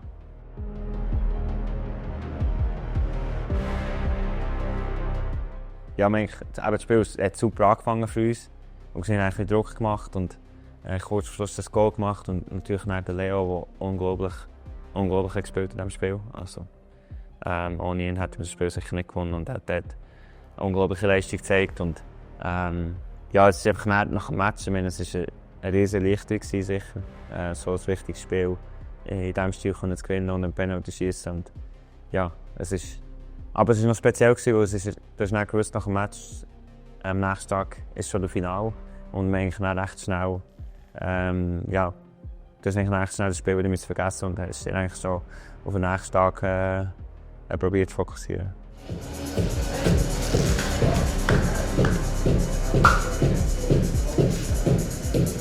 Es hat sich ein bisschen speziell gemacht, dass nochmal Angehörige angereist sind. Das sind natürlich auch die Reisen, die man nicht wirklich planen kann. Man weiss am Donnerstag am Abend, ob man am Samstag noch spielt oder nicht. Und darum ist es, glaube ich, schon etwas Spezielles. Plus, es war noch Kanada, eine sehr gute Mannschaft auch. Wir haben sie zwar schon mal gespielt in der Gruppenphase, aber man wusste, ein neues Spiel, 60 oder eben mehr Minuten, was dann nachher dauert, und wir werden unsere Chance bekommen dort. Aber für mich ist ich gehe eigentlich immer gleich in ein Spiel hinein. Versuchen, die Leistung abzurufen, die es braucht, auch, wo in der Mannschaft kann helfen kann. Und ja, es ist auch gut rausgekommen. Das Spiel ist sehr lang gegangen. Es waren sehr viele Chancen, sehr viele ungewöhnliche Situationen, die es zu bewältigen hat. Aber auch sehr viele Breakaways, also was eigentlich allein auf dich zukommen. Und darum bin ich nachher schlussendlich auch mit einem sehr, sehr guten Gefühl ins Penaltyschiessen gegangen. Logisch hätten wir alle gerne nach 60 Minuten fertig gehabt. Wir sind dann dort noch bestraft worden, kurz vor Schluss, und dann das Gegengoal bekommen. Nichtsdestotrotz, nach der Verlängerung, irgendwann muss natürlich die Entscheidung kommen. Kommt das Penaltyschiessen. Ich habe gewusst, an einem guten Tag. Ich hatte ein sehr gutes Gefühl, eine sehr gute Beziehung auch zum Böck, eigentlich, wie viel Abstand braucht, wie viel Druck kannst du machen. Dass du eigentlich einen Schuss kannst abwehren, aber auch einen Save kannst machen, wenn er die umspielen will. Und lustigerweise ist ja nachher der erste Penalty eigentlich reingegangen. Es war der Junge, der angelaufen ist, der alle bestaunt haben und alles. Und ich dachte, der trippelt mich sicher aus. Da bin ich ein bisschen zu weit hingestanden und prompt hat er geschossen. Und lustigerweise die anderen 4 Schützen, die es nachher hatten, haben alle probiert zu trippeln. Also ich konnte dann dort wie eigentlich genug Druck machen, dass sie nicht einen Schuss wagen und trotzdem eigentlich richtig stehen, dass sie mich nicht umspielen können. Also, und das war, glaube ich, ein weiteres Zeichen für mich selber auch, um zu sehen, hey, es stimmt so viel in dem Spiel. Ich muss genau das machen, was ich mir vorgenommen habe. Und das ist auch aufgegangen. In his career. In comes Dubois on Giannoni, and Giannoni makes the save. Trying to cut across the front of the net. Hands really close together. Ja, lustigerweise hatte ich genau diesen Gedanken eigentlich in Kopenhagen im Finale drin. Aber es war ein bisschen unglücklich, weil es nur 3 Penalty angeschrieben waren auf dem Screen oben dran. Und dann dachte ich, das sollte schon lange. Wir haben ja noch das Goal gemacht am Anfang. Das mal eigentlich nicht unbedingt. Es ist wirklich so, nimmst Penalty zu Penalty, weil wir sind 1-0 hinten und dann haben wir nochmal ausgleichen können in Führung. Und ich schon gewusst, hey, wenn man dann jetzt nicht trifft, dann ist es vorbei. Aber ich glaube, wenn du so anfängst zu denken, ich glaube, dann gibt es ein Gegengoal. Und darum war es für mich, komm, gehst wieder rein, versuchst Druck zu machen, versuchst aber gleich hinten dran die Türen zuzutun. Und genau ist es so gekommen. Er hat da trippelt, zieht auf Fang und Zeit und kommt nicht vorbei. Mega Moment gewesen. Es freut mich jetzt auch noch. Einfach die ganze Atmosphäre in dem Stadion. Wie gesagt, es hat alles gepasst dort. Es ist unglaublich viele Leute. Unglaublich auch viele, die für uns waren. von diesen Zuschauern. Mega Mannschaft, die nach dem Penalty aufs Eis stürmt. Und, ja, es sind so schöne Momente. Ich glaube, es sind genau die Momente, für die schaffst du das ganze Jahr an. Und es ist alles aufgegangen. And they will try to win their first ever World Championship gold medal tomorrow night against the host team from Czechia. And those two went to a shootout a week ago. Wenn der Leo der letzte Penalty hat. Das ist, glaube ich, ein Moment, ja, den ich auch so als Sportler auch noch nie erlebt habe, dass man ja, wirklich im Halbfinale Kanadier geschlagen hat und ja, jetzt um Gold darf spielen. Finally get a goal. What a game that is going to be. Tomorrow night game here. Ich habe selten eine Mannschaft gesehen, allgemein im Sport, wie unsere Schweizer Nazi gegen Kanada. Ich finde, die haben gerockt und die haben das Land, für das sind die Schüsse gestanden, die haben Plexis rausgehauen. Da hat jeder alles gemacht, was es braucht.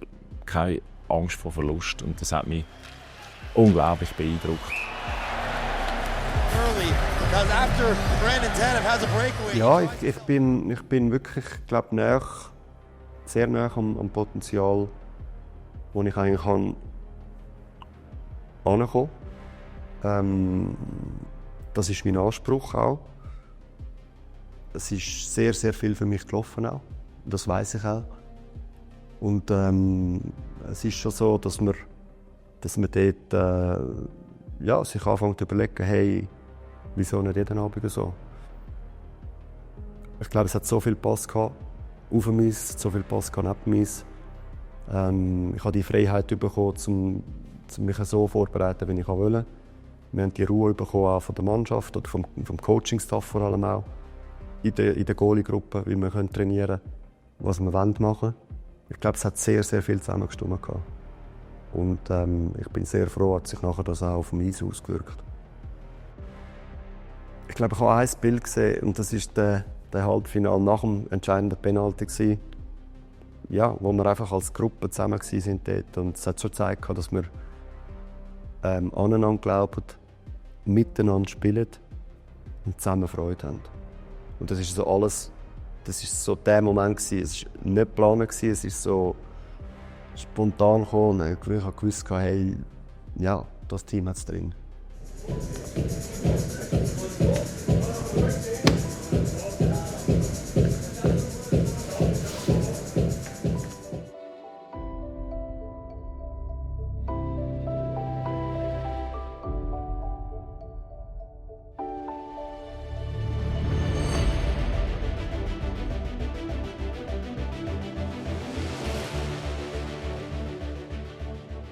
Ja, es ist schon Schlag auf Schlag. Es ist logisch. Wir hatten einen sehr emotionalen Match, einen harten Match. Gewisse Spieler haben extrem Mühe, um auch noch runterzufahren, dass sie überhaupt schlafen können.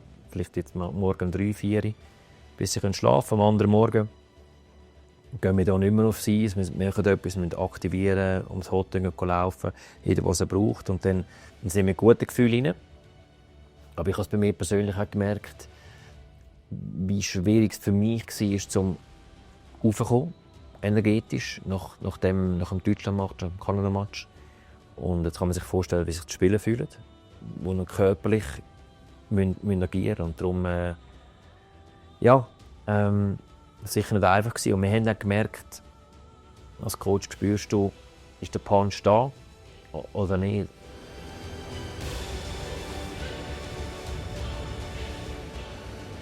Ja, es ist sicher nicht einfach erwärmen. Es ist schon speziell, eben mit dem, dass du Back-to-Back spielst, Halbfinale, Finale. Und wir hatten noch später ein Spiel gehabt. Und eben ein Spiel mit vielen Emotionen. Es war nicht irgendwie ein Spiel, wo du gewusst hast, was passiert. Und zuerst dann so probierst du natürlich so ein bisschen runterzufahren, dass du irgendwann schon mal ins Bett kannst, wo du schlafen kannst, dass du dich erholen kannst. Und das ist sicher nicht so einfach nach einem Spiel. Und und dann, am nächsten Morgen wachst du eigentlich auf und der Halbfinale hast du vergessen, es geht dann nur um ein Finale. Und hast eigentlich den ganzen Tag so ein bisschen Zeit. Wir sind dann noch ein bisschen gelaufen und am Nachmittag probierst du noch mal ein bisschen zu schlafen. Aber ja, es ist schon sehr speziell. Es geht extrem schnell und du musst den Halbfinale so schnell wie möglich können abhaken. Und ja, ich habe das Gefühl, es ist eigentlich sehr gut gelungen. Aber es war sicher eine Challenge.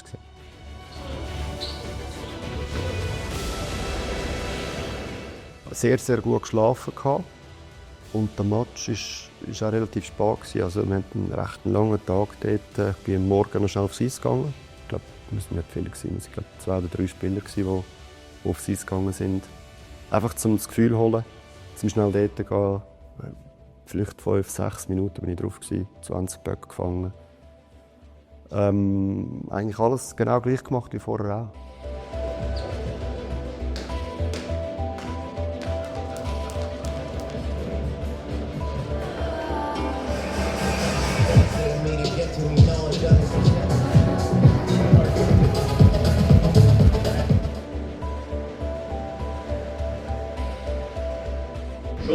Schultern, Schritt für Schritt Richtung Mittel. Sag fucking Go-Boy. Sag Schritt für Schritt Go-Boy. Gehen wir raus, Boden durch das Teil. Loslegen! Ja! Loslegen! Ja! Nicht! Ja! Nino! Ja! Ja!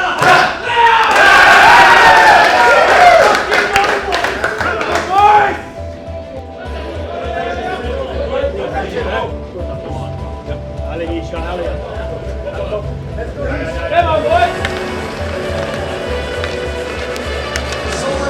Demonstration from 2018. They didn't miss the quarterfinals for the. Als wir das erste Mal nach dem Einlauf, wo wir auf das Eis sind, für das erste Drittel, wo wir in der Kabine sind, zusammengestanden, so im Kreis, wir sind vor jedem Match eigentlich im Kreis zusammengestanden, nach jeder Drittelspause. Und vor dem Finale ist einfach so ein bisschen, wenn die anderen Jungs in die Augen geschaut hast, so ein bisschen die Energie gespürt und der Wille, der Siegeswille, die Überzeugung, dass wir das Spiel gewinnen können. Und das ist, ja, es hat eigentlich auch nicht viel gesagt werden. Das war so ein Moment, wo einfach extrem viel Energie rum war. Und man hat genau gewusst, dass der neben dir jetzt rausgeht und alles geht für das Team und alles geht für den Match zu gewinnen. Und das war sicher ein sehr cooler Moment. 15 points from a fucking family. 60 Minuten lang. Jeder glaubt, für das Team, für unsere Family, für die Schweiz. Egal was passiert. Unterweg kommen wir heim. Kann niemand dran rütteln. Wenn wir 60 Minuten glauben dran, dann kann man das Weltmeister zurück.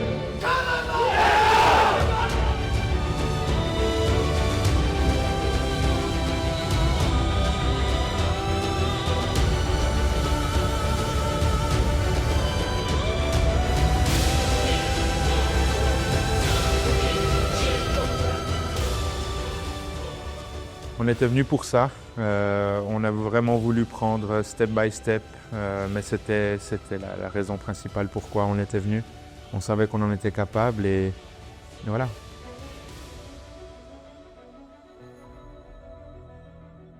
Auch da natürlich viele Gefühle sind gekommen, aber da probiert man eben als Sportler die Gefühle zu kontrollieren und sich fokussieren. Ich persönlich kann nur von mir reden, ich habe mich sehr gefreut auf das Finale.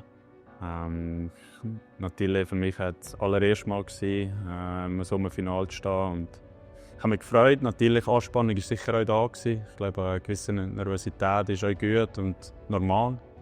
Und das braucht es auch. Und ja, dann sind wir in das Spiel gegangen. Und ja, ich glaube, wir waren alle überzeugt, dass wir die Tschechen schlagen können. Wir hatten ein paar neue Spieler, aber das hat für uns nicht eine grosse Rolle gespielt.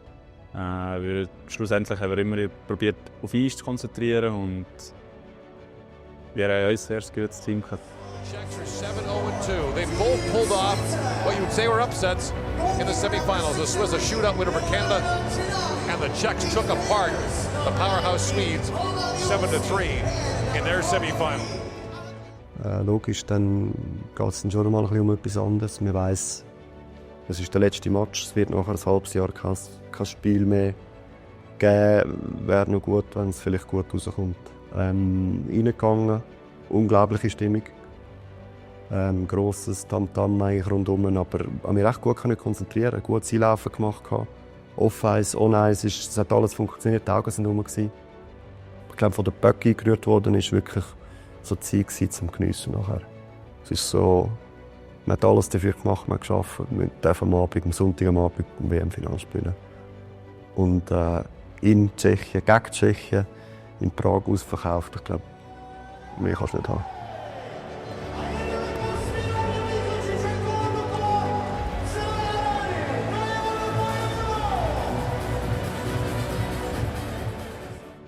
Also, wahnsinnig, was sie für das Turnier organisiert haben. Die Euphorie war extrem. Ich habe das noch nie erlebt. So. Und ich habe doch als Spieler und als Coach ein WM erlebt. Und von dem her Kompliment. Das hat auch uns beflügelt, das hat alle beflügelt, alle Mannschaften. Logischerweise, wenn du gegen das Heimteam spielst, ja, dann sind es nicht die dich anführen, aber gleich die Energie. Du nimmst es mit, du bist da. Ich denke, dass jetzt ein Nachteil war für uns.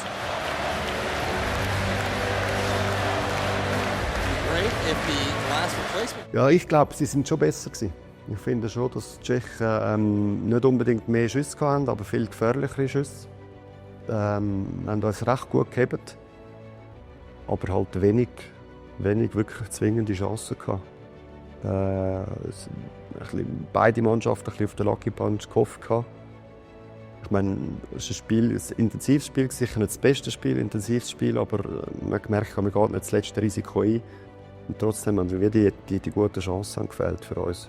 Ein bisschen auf einen Fehler gehofft, ein bisschen, ja, weiß auch nicht, ein Verteidiger, der ein bisschen falsch steht, vielleicht eine Strafe, ein Powerplay, das man ausnutzen kann. Ein bisschen zu viel aufs Glück gehofft, glaube ich. Ein bisschen zu wenig gemacht.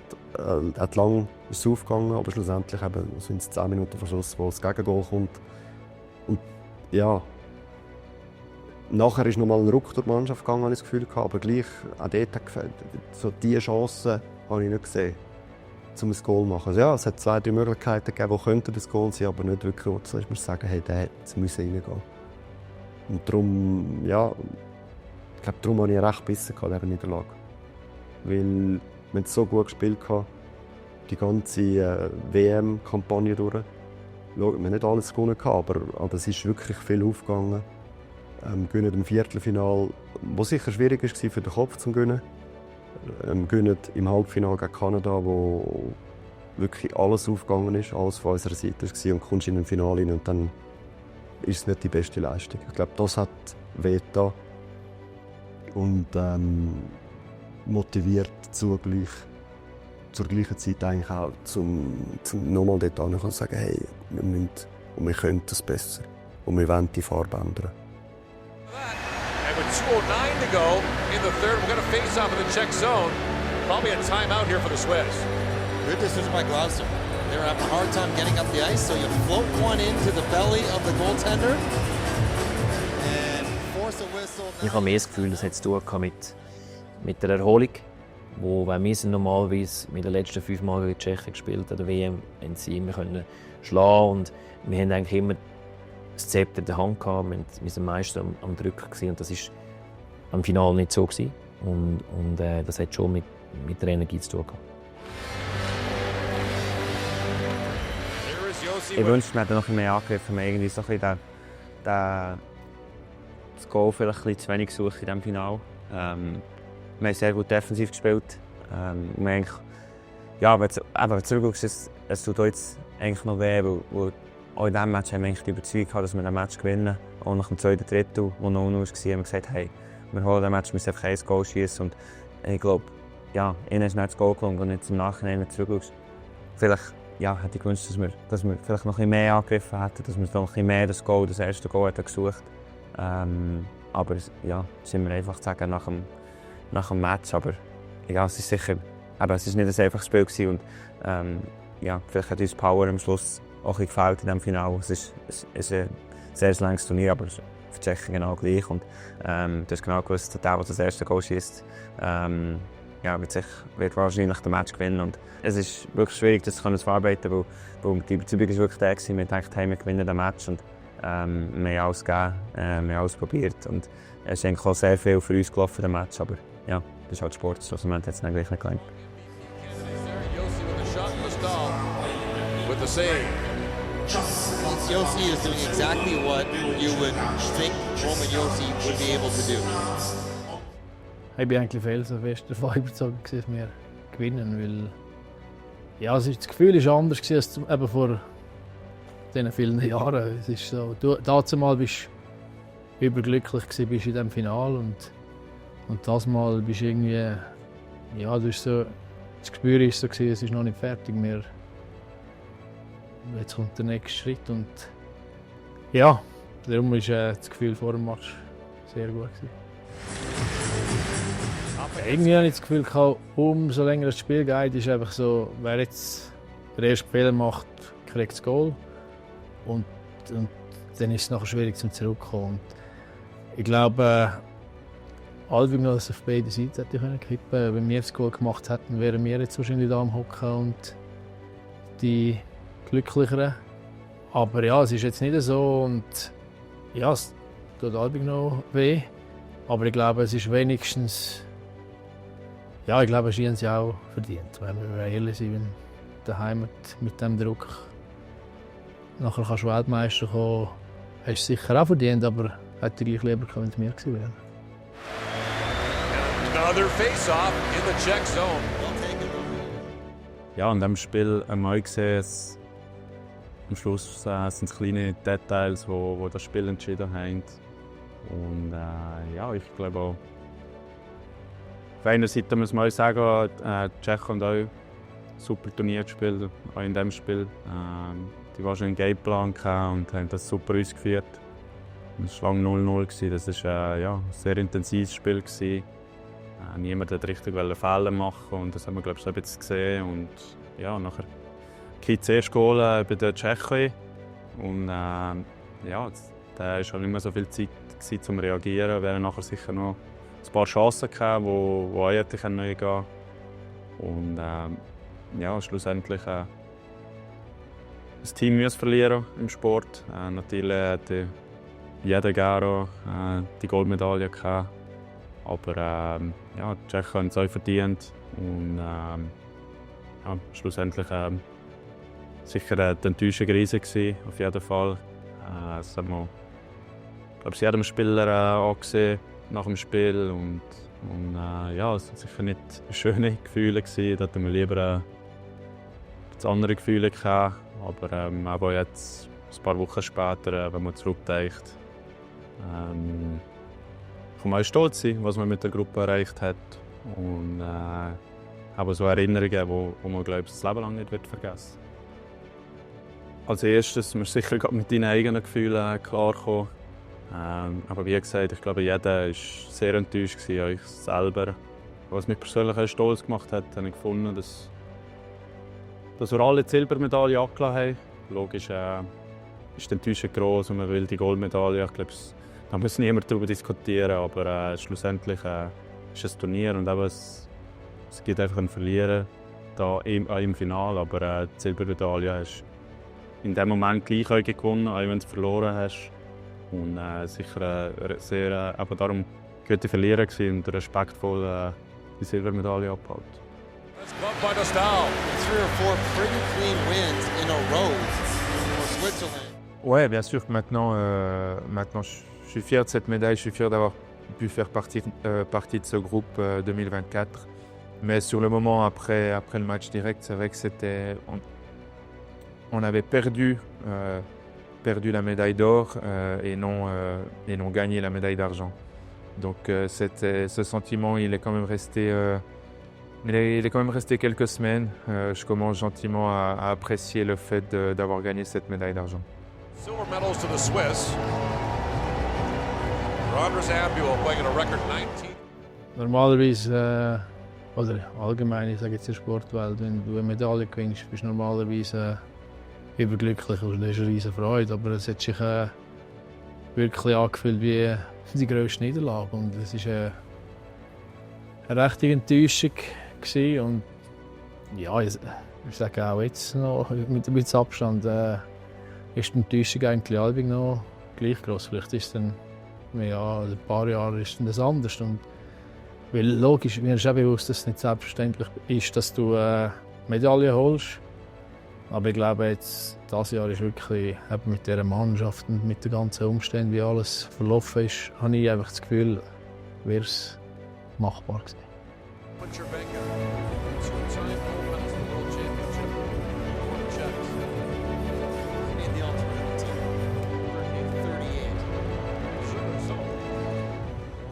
Ja, jede Finalniederlage war ein bisschen anders.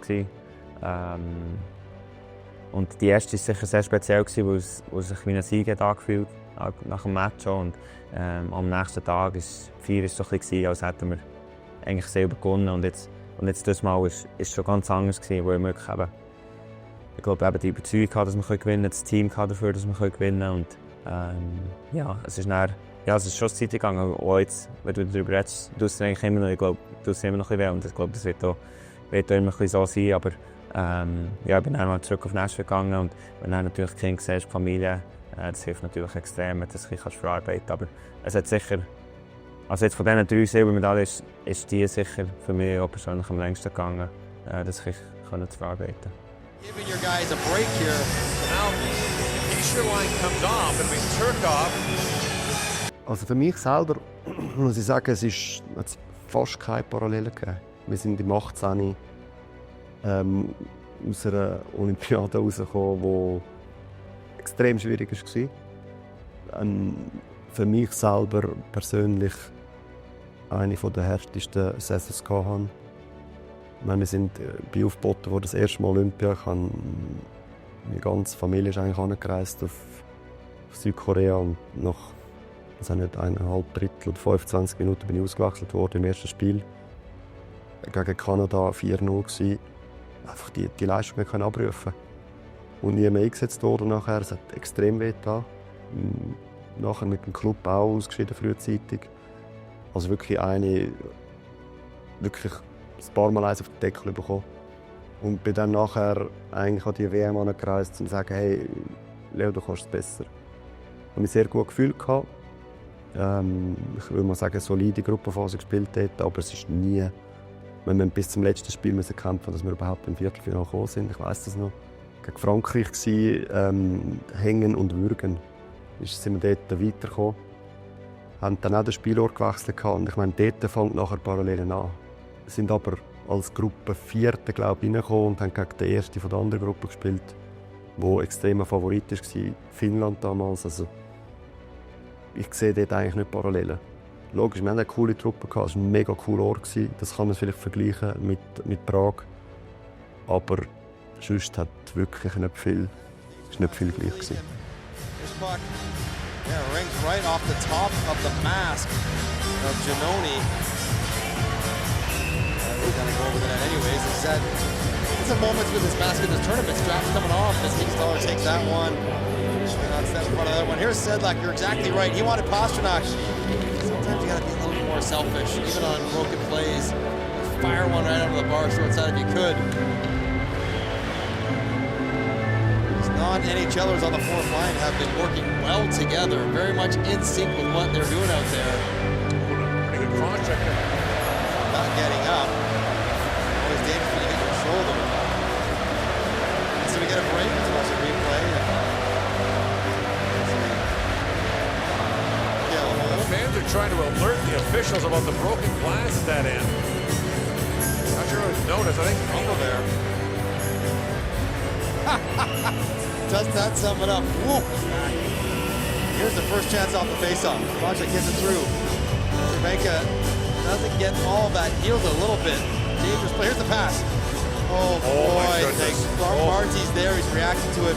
Pasternak forces Siegenthaler to fall into his own goaltender. I don't know how you're expecting to see anything.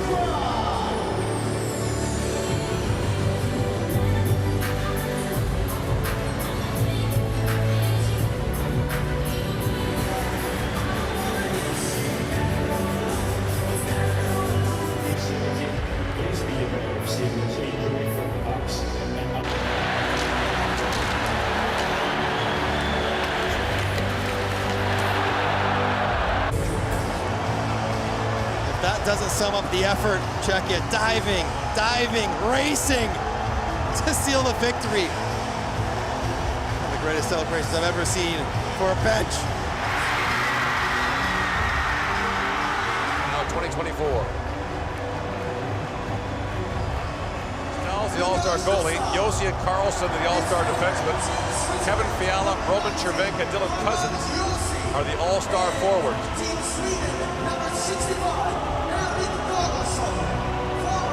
Roman Josi, Eric Carlson, All-Star D. Dylan Cousins of Canada, Kevin Fiala of Switzerland, Roman Cervenka.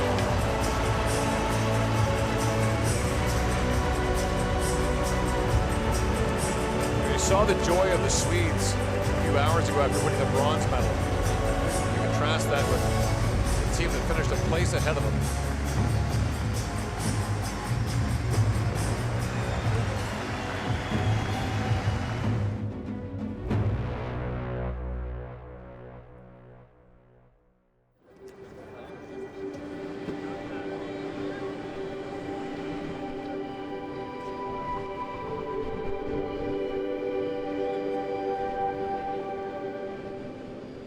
Ich habe ehrlich gesagt gar nicht gewusst, was mich erwartet.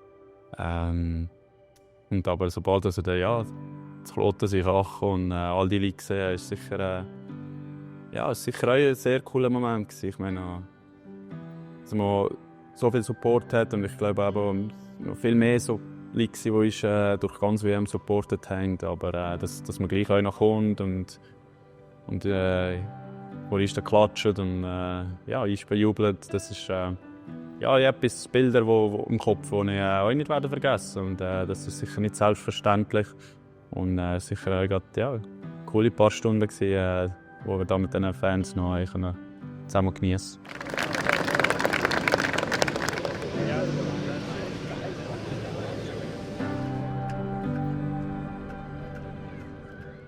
Ja, es war noch ein spezieller Moment.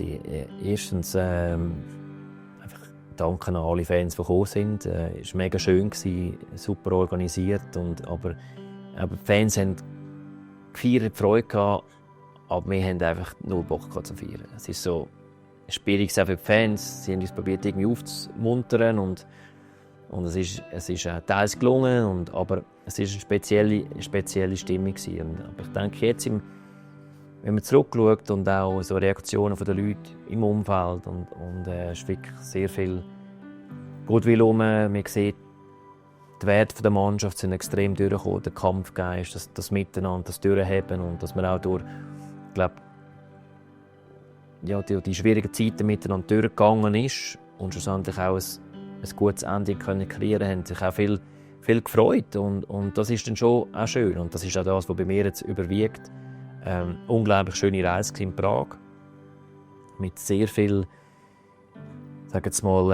Druck und viel im Rücken sind wir hier angereist. Und schlussendlich haben wir es geschafft, zusammen zu bleiben, für die Sache zu kämpfen. Und wir sind ganz, ganz knapp am grossen Erfolg gescheitert. Aber für uns ist es sicher eine Reise, die ich auch nie mehr vergessen werde. Ich habe noch nie eine Mannschaft gecoacht, die so zusammen war, im Spirit, das Staff und alles. Und das haben auch die Fans gemerkt. Und ich habe das Gefühl, das ist so eine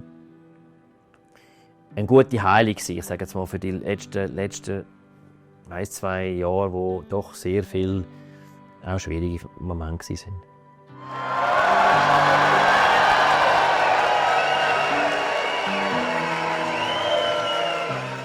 Es war mega cool. Es ist eben die Unterstützung, die wir hatten von den Leuten in der Schweiz. Und ich glaube, wenn du die Woche drauf du natürlich auch viele Reaktionen bekommen. Und einfach auch, wie die Leute über die Mannschaft geredet haben. Und viele haben gesagt, man sieht, wie ihr ein Team seid, wie ihr ausgeben für die Schweiz, wie ihr als Team zusammenkommt. Und das ist, ich glaube, für uns ist es mega cool, dass das die Leute auch spüren. Und es ist sicher nicht selbstverständlich. Und ich glaube eben, als Captain, das grosse Ziel ist, dass das Team zusammenwächst und dass das Team etwas Grosses erreichen kann. Und ein Resultat, dann immer so wie du willst, kannst du auch nicht immer beeinflussen. Aber ich glaube, das haben wir wirklich geschafft. Wir sind als Team zusammengekommen. Ich glaube, eben, die Schweiz hat das gespürt. Und dass wir dann so empfangen wurden und all die Reaktionen nachher haben sicher geholfen. Im Moment hast du es vielleicht nicht gerade so gesehen und halt so enttäuscht bist, aber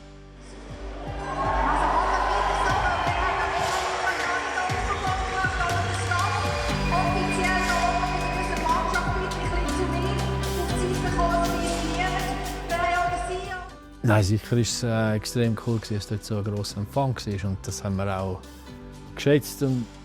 Und ja, du hast gemerkt, wie die Leute Freude haben an dem, was wir geleistet haben.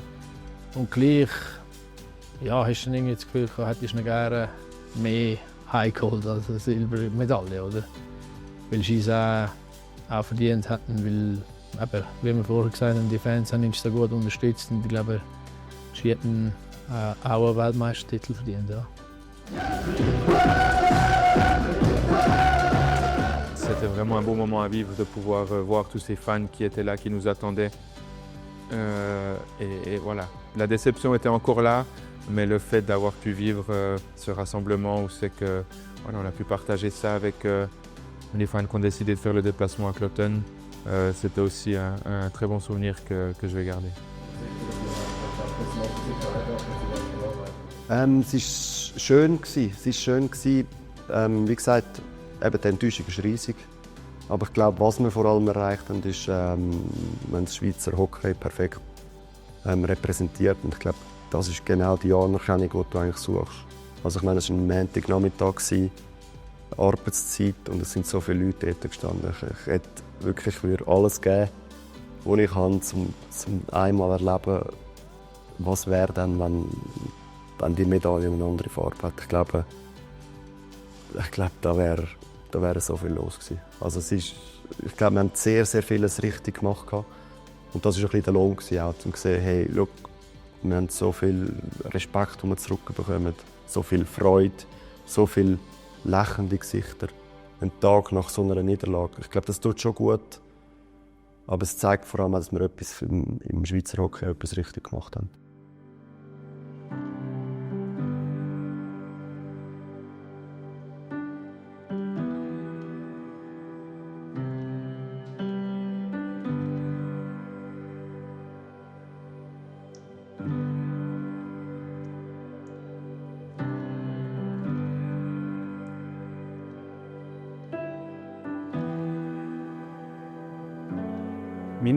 Meine Ziele sind sicher ganz klar mal in der NHL der Stanley Cup noch in die Luft haben. Das ist sicher das Kind also seit klein auf habe ich den Traum. Und natürlich jetzt, seitdem dass er mit der Nazi mitspielen und als Klein, wenn man die Nazi zugeschaut hat, mit der Nazi Erfolg haben. Und wirklich mal dem Endspiel die Goldmedaille anzulegen. Und das war sicher ein grosser Traum von mir. Die zwei Sachen würden mich sicher sehr stolz machen. Und was ich auch noch nie erlebt habe, was ich sehr gerne erleben würde, ist sicher ein Olympiadenspiel.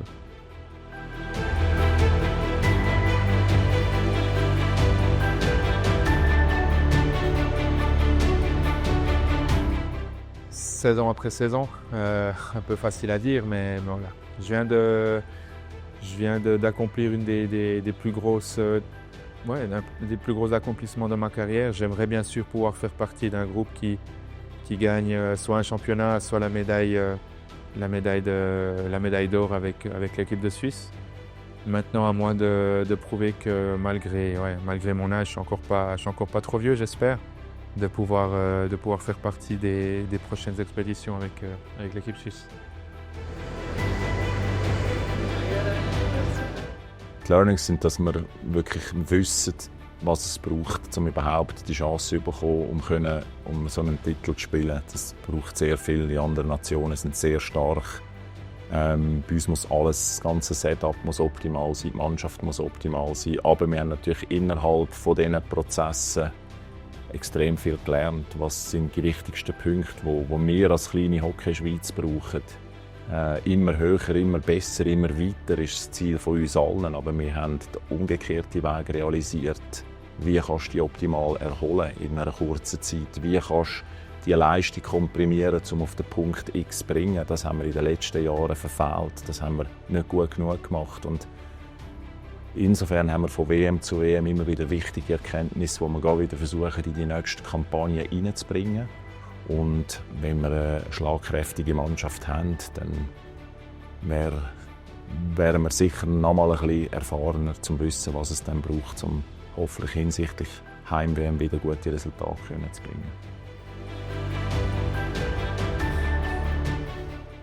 Also hockeytechnisch ist es klar, was wir aus der Analyse haben, wo wir besser sein wollen. Offensiv sicher noch mal ein bisschen auch den Schwerpunkt legen im entscheidenden Moment. Wir haben viele Sachen gut gemacht, viele Sachen können wir immer noch verbessern, das ist klar.